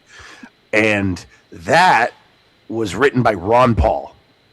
Never got credit for it, but it was written by Ron Paul. Got it passed through. And in that was a loophole where people can make high potency Delta 8, Delta 9 THCA products, and that's how you have gas station weed and shit now, is because of Donald Trump, because he signed that. Now, I don't know if he felt bamboozled or we fucking got to clone Donald Trump or whatever the fuck, but now he hates weed and he wants to fucking ban it again, and I guess it's no longer up to the fucking states. And yeah, that's wild. Fucking time all around. King Yeti's giving a shout out. He says Mendocino Madness is the best strain of all time. Have you heard of that strain, Professor Grass? You might want to check that out. I've heard of Mendocino. What is it? Mendocino and Mendocino Mints, Mendocino Perps. But I've never heard of that. That sounds fucking delicious. Yeah, check that out. King Yeti says Farm Bills. Shout out to King Yeti in the chat. Let's see King here. Yeti. What else we got? Carrie says she misses the THCA sand. I don't know what that is, but I'm sure it was fantastic, Carrie C. Do you know what she's talking about, Grass? I think so, dude. There's so many of those products out there, and to be honest, I was a little scared to try them, but then I fucking got a sponsor on my channel, CBDX, and and I was like, all right, well, I'll look into it. And some of that shit, I don't know about the sand exactly, but like, there was like syrups and stuff, so where you could just take a couple of droppers and throw it on whatever, put it in a drink, fucking flavored water fucking shit that's just THC. And it's like, there was a lot of cool fucking shit. There was a heyday there for a while. Yeah. But like, no, you're right. We got Curly in the chat. He says THC synthetics are strange. I agree with that. They're yes. Weird. See, that's the thing too. When you go into THCV, O, and P and shit like that, that's all like, in the lab, they kind of crossed shit around and fucked with it. What's your opinion on like Zen, on like artificial nicotine? What is your thought on that? Synthetic nicotine? No. Yeah, have you guys, John? Have you seen all those guys with the Zen packs, like Tucker Carlson and all those guys that wear the their white packs? Tucker switched it up. He got his own company. It's out. Wait, yeah, I heard about that. Yeah, what are your thoughts on that with the synthetic? Is that good or bad? You see me, I like my good old fashioned chemical sticks, so yeah, I'm good on that. Well, I heard originally tobacco is a purifier. The Indians used it as medicine, and strangely enough, it showed that tobacco actually, and nicotine from tobacco, destroys the nanobots that they put into your bloodstream and stuff like that. So I'm wondering, why are they trying so hard to replace tobacco? James, do you have any thoughts on this? I know you're not really a tobacco smoker or anything like that. It's crazy in this country. I think. Sorry, a bit drunk. No, it's like in this country, I keep doing videos about pubs. And I'm really big on this because I'm a pub guy. And we're closing 5 or 6 pubs a week. And the only reason I can think we're doing that is because we're bringing in more Muslims and they're taking over certain areas. They're not drinking. And of course, there's a big drive in our country to get 18 to 30s, the younger crowd, to stop drinking and to stop smoking. But the thing is, that's where we get a lot of our tax revenues. So it's kind of counterproductive. It's like when they were like, oh yeah, get rid of diesel cars and go electric. It's all counterproductive because you have to find the tax revenue from somewhere else. So But there's a huge drive in our country. You'll see a lot of people, they don't smoke the old-fashioned way, they vape now. They all vape.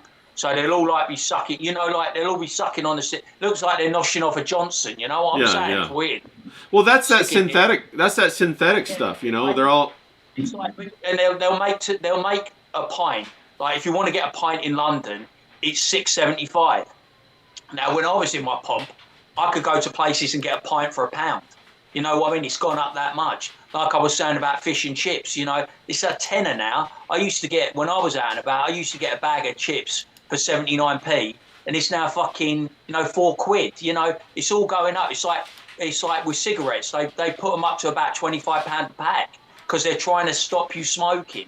Or they put those, they put the cancer things on the packet. You know what I mean? They put you can see people dying of cancer. So they put that on the packet to try and put you off. Wow. So they put it's a thing in our culture. I think it's our culture, isn't it? I don't necessarily know about America, but our culture is very much pubs, drinking, smoking, fighting, bands, and we all seem to be weaning off. It's like, no, we're going to have a fruit juice, or we don't want to drink. We want to get rid of that. It's like an erosion of culture. From my point of view, that's how I feel about it. I feel like I'm like a dinosaur, and it's like I'm like the last of a dying breed. Any generation that's coming after me is like, oh God, do you smoke and drink? That's disgusting. That's how they act. They look at you like you're some kind of weirdo or an anomaly or some relic from a bygone era. And I'm like, well, don't you want to go out and have a couple of pints and pull a few birds? Nah, I'd rather stay in and play PlayStation and jerk it. It's like, fuck off, man. Well, that's what I was going to say. Don't admit that to your bruvs. What the fuck? Well, in other cultures, they have way more, social get-togethers, like night markets or things like that. Whereas in America and in the Western world, we just have bars. Professor Grass, are they trying to shove us more away from that kind of culture? Are they trying to, get us on the computer more? What are your thoughts on that? Yes, they want the internet. Well, they have the Internet of Things, and they want you to interact with the Internet of Things. Yeah, they don't want you out there talking, right? They don't want you going out and meeting people. Dude, they fucking phone. They want you to be fucking distracted by that cocksucker that keeps popping off during fucking chats with your buds. They want you to not have a human interaction. They want you to be in a isolated little box. They want you to be a fucking... that one fucking dipshit, Klaus Schwab. Fucking eat the bugs. Fucking, you will own nothing. You will rent everything. Like, there's people renting Taco Bell. Yeah. No, you're right. They have that online. Yeah, they have that online credit now to buy even DoorDash. Miami John, down here in L.A., everything's closing up. All of the bars on the ocean's closing up. How's it going in Miami? Are you guys still going 100%? It's ever since COVID, things have changed a little bit. Like every bar used to be open till 5 minimum. Now you have some areas where that's AM for you people out there in California. Yeah. Now it's like there's areas where it's still 5, some are 4, some are 3. So it's changed a little bit. But other than that, no. I mean, they're opening new places all the time. I'm finding out about new spots constantly. What do you got? What do you got, James? I hate this guy so much. I hate John. I used to love him, but now I hate him. Oh, we got the best looking women. We got bars and clubs opening up everywhere. All right, tell me a bit more about Paradise. Hey, nothing's stopping you, man. Get your ass out here, bitch. Yeah, no. Yeah, we got to get James out there to Miami for sure. Oh yeah, because in California, the whole culture's different now. It's all changed. Before COVID, I could go. There's all kinds of different. I lived in Hermosa Beach. There was that whole Redondo Beach, Manhattan Beach. There were bars all along the boardwalk, and they all closed down, got smaller. The nightlife just hasn't returned there anymore. James, what do you do? I mean, I know you said previously that you moved away from the pubs and all that kind of stuff. So what are guys like us supposed to do? We're obviously getting online. We're trying to meet more people. But, we go out. I try to razzle dazzle, just the Walmart worker or the post office lady, even though she's 65 and has no teeth. What are your thoughts, James? Hell yeah. I feel like life is like that Sopranos episode where Tony Soprano said, I came in at the end. The best is over. You know what I mean? I really do feel like that. And I hate to be melancholy about it, but when I see where I come from, Croydon in South London, the high street is devastated. You know what I mean? It's like, you know, you used to have like the butchers, the banks, you used to have like hairdressers. It was thriving. You had the market stalls, the fruit and veg, you know, and now all you've got is like Turkish barbers and foreign nail bars. You know what I mean? All the bars and pubs, they're closing. It's just grim. And, you know, there's not really anything for kids to do anymore. You know, they're not optimistic. There's nothing for them to do. And then the old geezers like me, all our pubs are closing down. You know, the pubs that our dads went to, our granddads, where we drink. Or, you know, all we got left really, we go to the football, you know, we might kick around, you know, try and find a coffee shop or a bar. But it's grim out there, you know, because like Professor Grass said, they want you online. Everything is online. You don't actually have to leave your house if you don't want to. So people don't do that. They've all given up. They've given up that aspiration of like finding a better life and actually doing something other than sitting on a computer screen. That's what I learned whenever I started doing fucking DoorDash, James. Dude, these people are just fucking wanting to sit at home. I got a DoorDash once for somebody that wanted like shit out of a store, and I picked it up. Then they wanted stuff over at a not a gas station, but over at McDonald's. So I went over and grabbed them both, and I was like, this is the same address. And I fucking had to go back to the car because I wasn't you're crazy. Attention. Yeah. You know, I'm a fucking crazy person or whatever. And I fucking walk over there, I was like, what the fuck, dude? Like, he's just like, oh, I just didn't want to get out. And I was like, all right. And he's like, I don't want to drive. And I'm like, you're 17-ish. Like, yeah, what? you should be going out. Yeah. You should be out there. What the fuck? Yeah. What would you say, James? Yeah, I'm just saying, a lot of the kids in my country, right, they're practically suicidal about what's going on with the Online Safety Act and how they're strengthening it. And like I said, like, you know, like, I need a VPN to watch pornography, even though I'm a 45-year-old man. Brave has a built-in VPN. Use it. It's like these kids say they're going to bring a law. I don't know whether it's 18 or under or 16 and under, but they're going to like stop them from like going online on social media. And these kids are suicidal and devastated. They don't know what to do with themselves because their whole life is online, right? They do, as soon as they're out, when they're in school, it's online. When they're back at home, it's online. Everything revolves around their life online. They don't know what it's like. You know, when we were young, we used to go out, I know we're different countries, but I used to go and play football, cricket, rugby. You do touch rugby or American football or baseball or stickball or whatever. You know, we were out, weren't we? We'd come home at like 10 o'clock at night, caked in mud, covered in cuts and bruises. These kids don't even know that life anymore. You know, we'd sneak off with a 4-pack of beer or whatever. You know what I mean? With a couple of our mates. They don't even know that anymore. It's like alien to them. It's like, I've got to get back home to see what people are saying on social media. I'm like, these kids they're fucked. They're going to be damaged for the rest of their life. Well, you definitely see that because they never leave their phone. Also, you see it in the way people dress. The whole dress like standard for everybody walking around. It's like they're in their pajamas all the time now.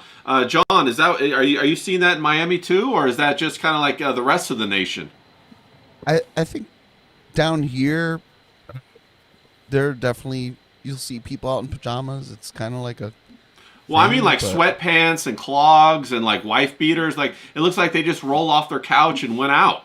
You know, sometimes whereas people used to dress up probably as other places. James, are you seeing that in England where people have this terrible dress code now? Like they'll be flying through the airport in their like you know. You watch the Ed Matty videos, you know, like I always post you. I posted those Ed Matty and HS Tiki Toki. Mate, they look, if you go to Liverpool, right, you'll see birds, right, go out on the street, like good looking girls, right, but they'll go out in their pajamas, right, and they'll have curlers in their hair ready to go for the night out. So they'll be walking around the street with their pajamas on, their Crocs and curlers in their hair, just having a normal one, like going to get a coffee or something, preparing for the night to go.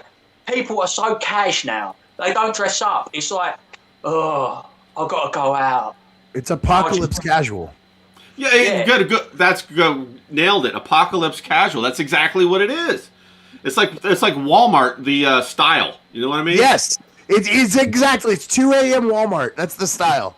Yeah, going out to get donuts at 2 a.m. to Walmart, and everybody wears that around all the time. Like, You're either in your work uniform or you're in your fucking sleeping clothes. and nobody gives a fuck. And then here, also I was gonna say, James, you were talking about that online ID act. I was gonna say that they're trying to stop using filters on images and stuff, like on like video. And all the women are like throwing a fit about it because they all use all these filters to change the way they look. What are your thoughts on that, James?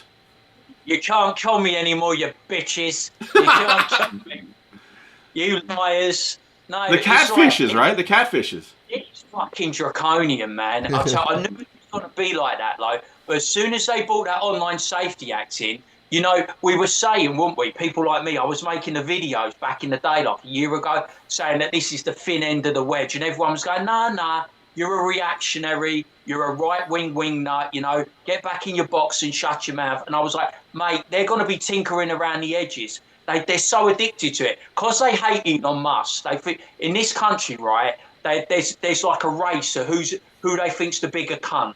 Do they hate Elon Musk more than they hate Trump, or do they hate Trump more than Elon Musk? And they think they're two sides of the same coin. And if they can get rid of them and drag them down, then everything will be sorted in the West. So the EU...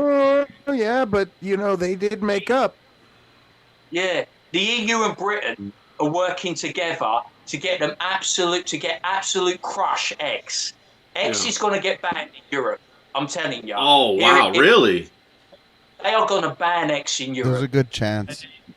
They're going to ban it in Britain. They might challenge it, I don't know, but they are going to fucking ban it. They hate Elon Musk with a passion, and they feel that it pumps out right-wing propaganda, and they're going to use Grok as the stick to beat it with, because they believe that Grok is producing child abuse images. Yep. Yeah, I guarantee you that's what it is. That's wild. That's wild because in China they use their own, it's called WeChat. So are they trying to do this region by region so they can isolate them from each other? What are your thoughts, James? Yeah, I mean, this is going to be the thing. It's like they're going to target X, anything that pumps out like what they perceive to be right-wing propaganda, anything that isn't centre-left, left-wing or socialist, they are going to attack with a passion, because Europe have decided to go down a path that is going to be open borders, mass immigration, and X is the only platform that kind of leans right now, because Elon at the moment leans right. If he was left-leaning and pumping out left-wing propaganda, they wouldn't give a shit about X. They leave it alone. So the way they think they can attack it is find the shit out of it until he can't, produce the money. They're just going to do $1 billion fine. That's how they're going to bring him down, by finding him content. And they're going to use Grok, because Grok has produced child abuse images, apparently. I wouldn't know. I haven't seen it. I've never produced anything with Grok. It doesn't interest me. But they say it's produced child abuse images, and it's manipulating women. So say you've got a nice-looking bird wearing a dress. They're doing the old bra and panties thing, aren't they? They're stripping her. So they're like, that's got to change. And like we said, with this one, we're trying to get the youth in this country. We don't want the youth on social media. They're cracking down. You need a VPN to watch pornography or anything 18+. So where you've got freedom of speech and a lot of rights in your country, they're stifling rights. We're becoming very much like China, or Iran. They're like, as soon as they're gonna fucking, what is that? It's like they're cracking down on us. We don't have a lot of freedoms, and they see X as that's the thing we've got to get rid of. We've got to crack down on that. Well, bro, that's crazy, because we all know that pornos have the best plots. So what are they going to do for movies now? I'll tell you, I want to see Scarlett marry Ethan Ralph, old Ralph, in a Las Vegas wedding. Yes. With Miss Elvis. And I've got to be banging on the window, like that movie going, marry me instead, Scarlett. No. That would be wild. John, what are your thoughts on them getting rid of X? Why are they villainizing Elon over there in Europe and the UK? Well, I don't even think it's just that. It's in Europe they don't have free speech like we do, and like well, you know James said, they're going to replace it with something, right? So apparently, they're not just going to. It's not going to exist in a vacuum, right? Yeah, they're going to come up with their own little app to use so that they can make a little, the little bubble. Yeah, and it'll be like a control grid, basically. Where they can monitor everything governmentally. Yeah, just like China. They're turning into China. James said the whole Grok thing, but I think also the whole when Grok went Mecha Hitler or whatever. Remember that? Yeah, that was great. I love that. I think they'll definitely use that in their argumentation for getting rid of X, definitely, because Grok was breaking all the rules over there. You can't say anything contrary to anything that is an official narrative. Yeah, you can't hurt people's feelings. Yeah. Yeah. Oh, yeah, about all that stuff. Yeah. America used to look at Europe, didn't they? America used to look at Europe really fondly. Yes. You used to look at us like you were saying, we love America. America is the greatest country in the world, Team America. And I used to like that. Because I'm arrogant. I like that you're arrogant and you project arrogance. But you used to look at Europe and go, Europe is very sophisticated. Yes. It's very cultured. You've got suave people. Now, ignore me because I'm the total opposite of that. But there are suave people. And it's like, now you look at Europe and it's dystopian. It's grey. It's misery. It's a place that you wouldn't want to visit. Tourism was our big sell. But you don't want to come over here because you don't want to get harassed by African migrants. You don't want to get harassed by gypsies. You don't want to get you want to go and see the nice stuff of Europe, but there isn't really any nice stuff to see anymore because we've had a population turnover and they make it really inhospitable for tourists. Yeah, it really does seem that way. Professor Grass is scamming the new economy. That's what it feels like. It feels like the scammers get ahead and people who try to play it straight are always getting stepped on. What are your thoughts on that? That sounds exactly right. Because, look at the fucking daycares. How much money did they make? How much does Google make every time they fucking put a Chromebook inside of a school?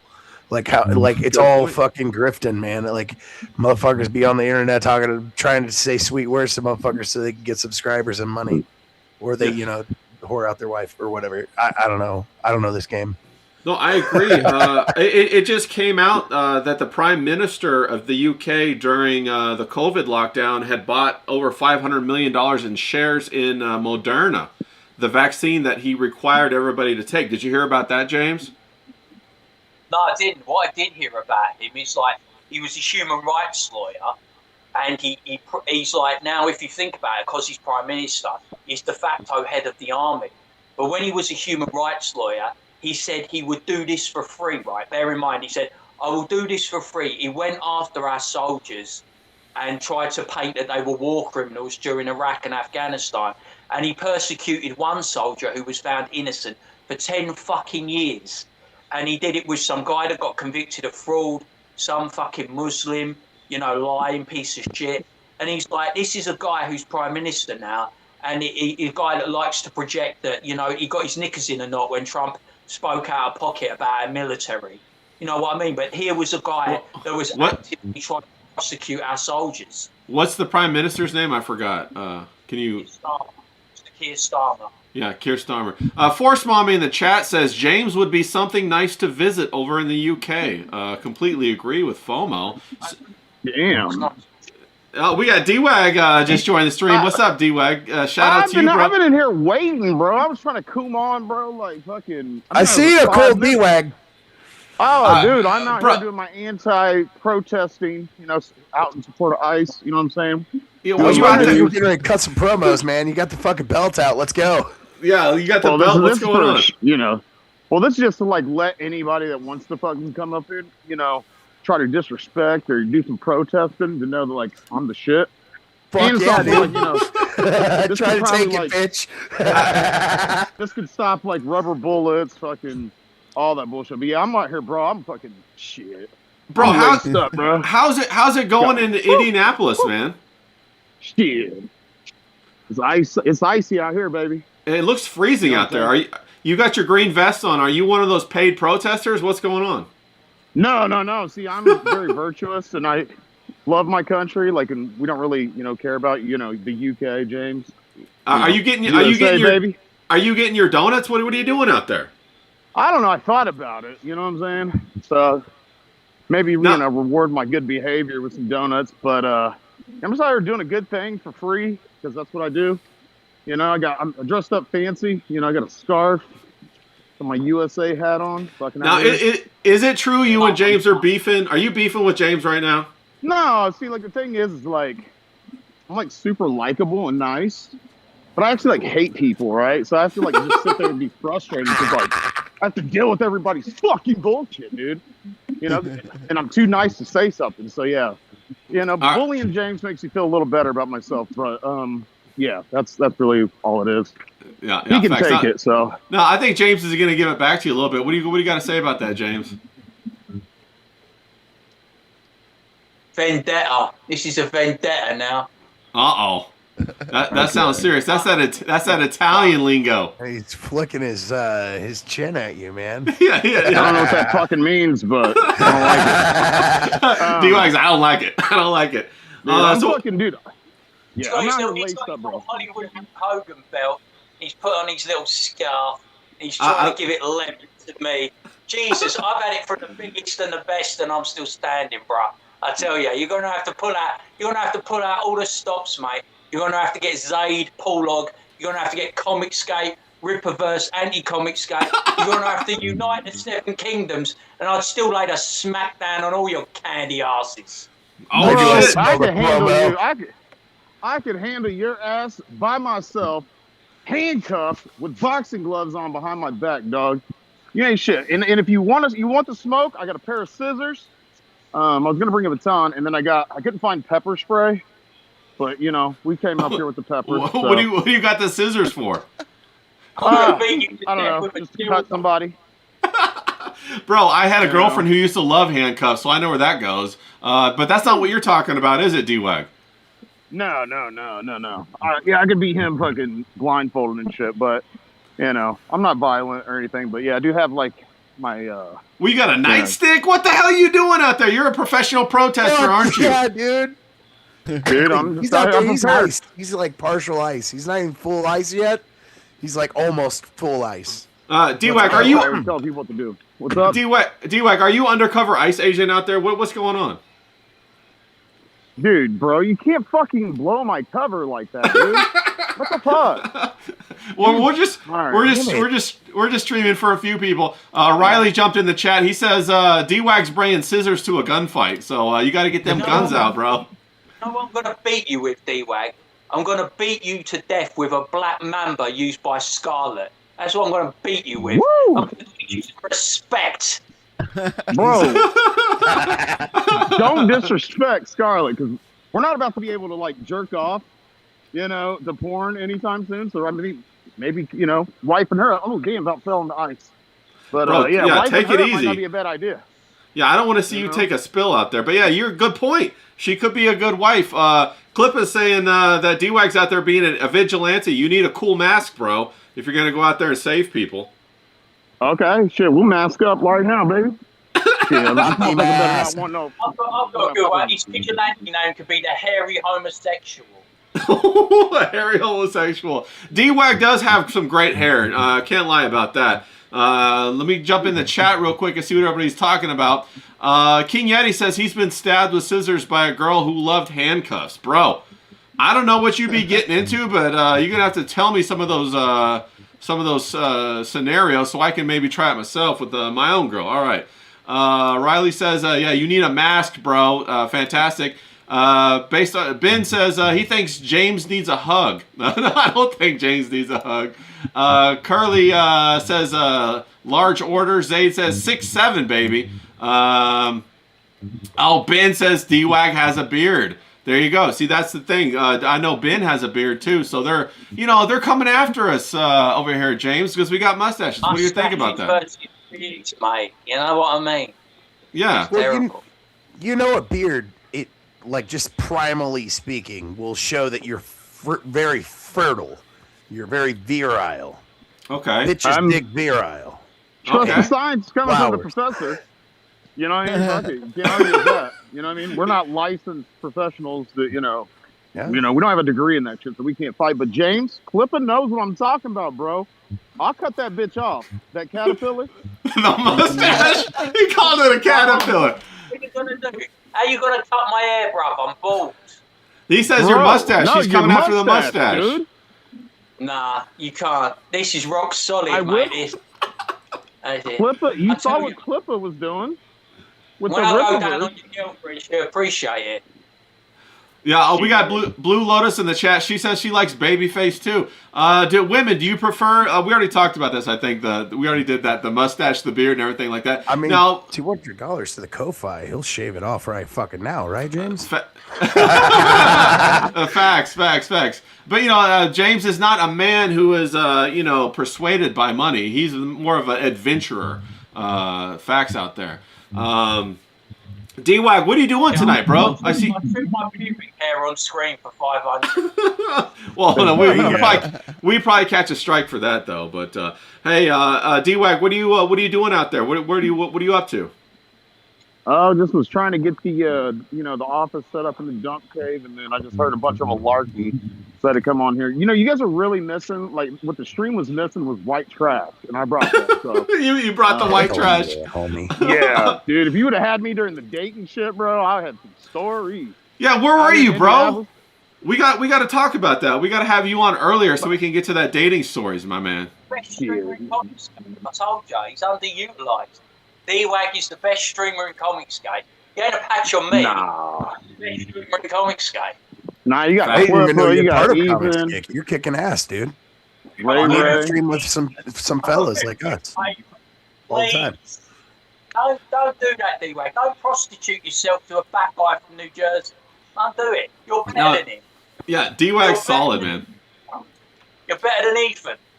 All right, guys. We're coming up on the top of 2 hours right here, so we're gonna wrap it up here pretty soon. I try not to go over 2 hours, people, because who wants to watch like a 3-hour thing? Ain't nobody want to watch that. So we got to keep it, huh? Go like 2.5 hours. Well, I mean, no, 2.5 hours. That was the other day, though. Nobody wants to go 2 hours all the time. Every once in a while, we can make Let's that go happen. 2 more hours. Fuck it, I'm ready. Let's go. Bro, I gotta go to the bathroom. I got a small bladder. Yeah, he's like, bro, we'll hold it down. PPP. You know what I'm saying? yeah. Well, okay, hold on. You guys got to do what you got to do. You know what I'm saying? So what do we got? We got Paulo G on the chat. He says he's already on screen. We can see the glue above your lip. Oh, he's talking about my mustache, man. I don't have any glue on this mustache. This is good stuff. James. That motherfucker grew a mustache in 2 fucking days, dude. Bro, that's how James is high testosterone, bro. That's what happens. Italian. You got some of that Italian machismo in there. Or Irish. Yeah.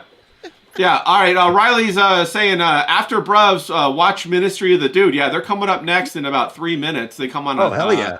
At 5 and 8 Eastern, 5 Pacific. So go watch Ministry of the Dude. They're fantastic. And then Nightwave, it's going to be fantastic. We got a whole programming block we got going on here. It better be about Scarlet and Ralph, or I'm not watching it. It better be Scarlet and Ralph. Yeah, right? Well, he's going to be talking about Scarlet and Ralph for sure. So everybody go over there and watch Ministry of the Dude after this. We're going to wrap it up real quick and have the last thoughts. D-Wag, what are your last thoughts? Thanks for popping on, bringing out the belt. Bro, come on earlier. We got to hear them. I got to hear those stories about them dating stories. What do you got, D-Wag? Oh, shit, man. You know what I'm saying? We'll get to that another time. I'm sure we'll get to it. But, yeah, I'm just chilling, man. I think we're going to get back to cracking, getting the content rolling. You guys seem to thought, got some good, responses from you guys on the shit I used to do. So, bro, all your stuff is fire. I know you're getting your streaming set up. I'm excited to see it. I'm excited to see what you produce. You're a fantastic streamer. You make great content, and you always have me laughing, bro. You're gonna have to show me some of those tips about how to stream on the go. I really love that man on the street kind of shit. You know what I'm saying? Yeah.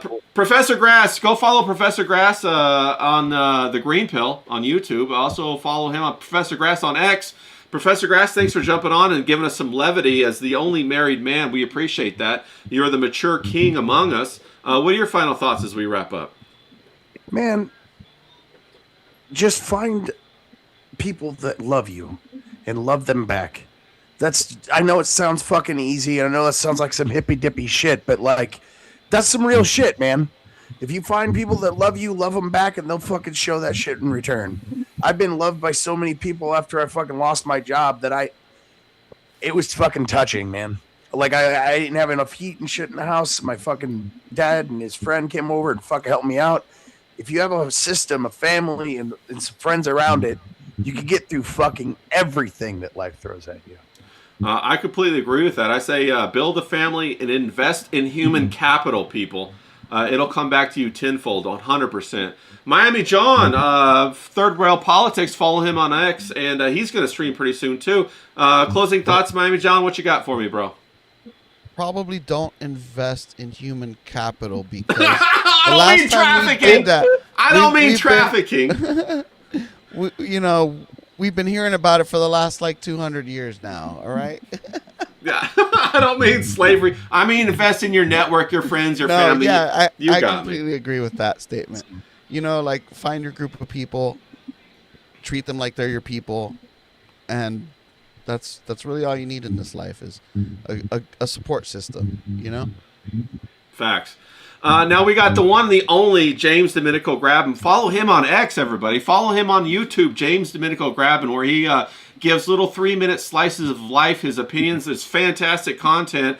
James, what do you got for us?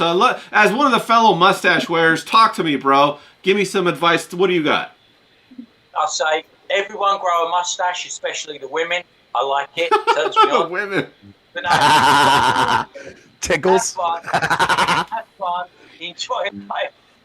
Eat, drink, and be merry. And I just want you to go out there and invest in James Grabham Incorporated because we're growing extremely slowly, and I mean at a snail's pace. But we're gonna get there.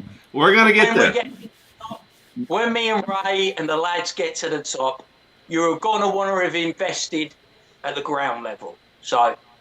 Can I give James a compliment? He's nice. my nemesis.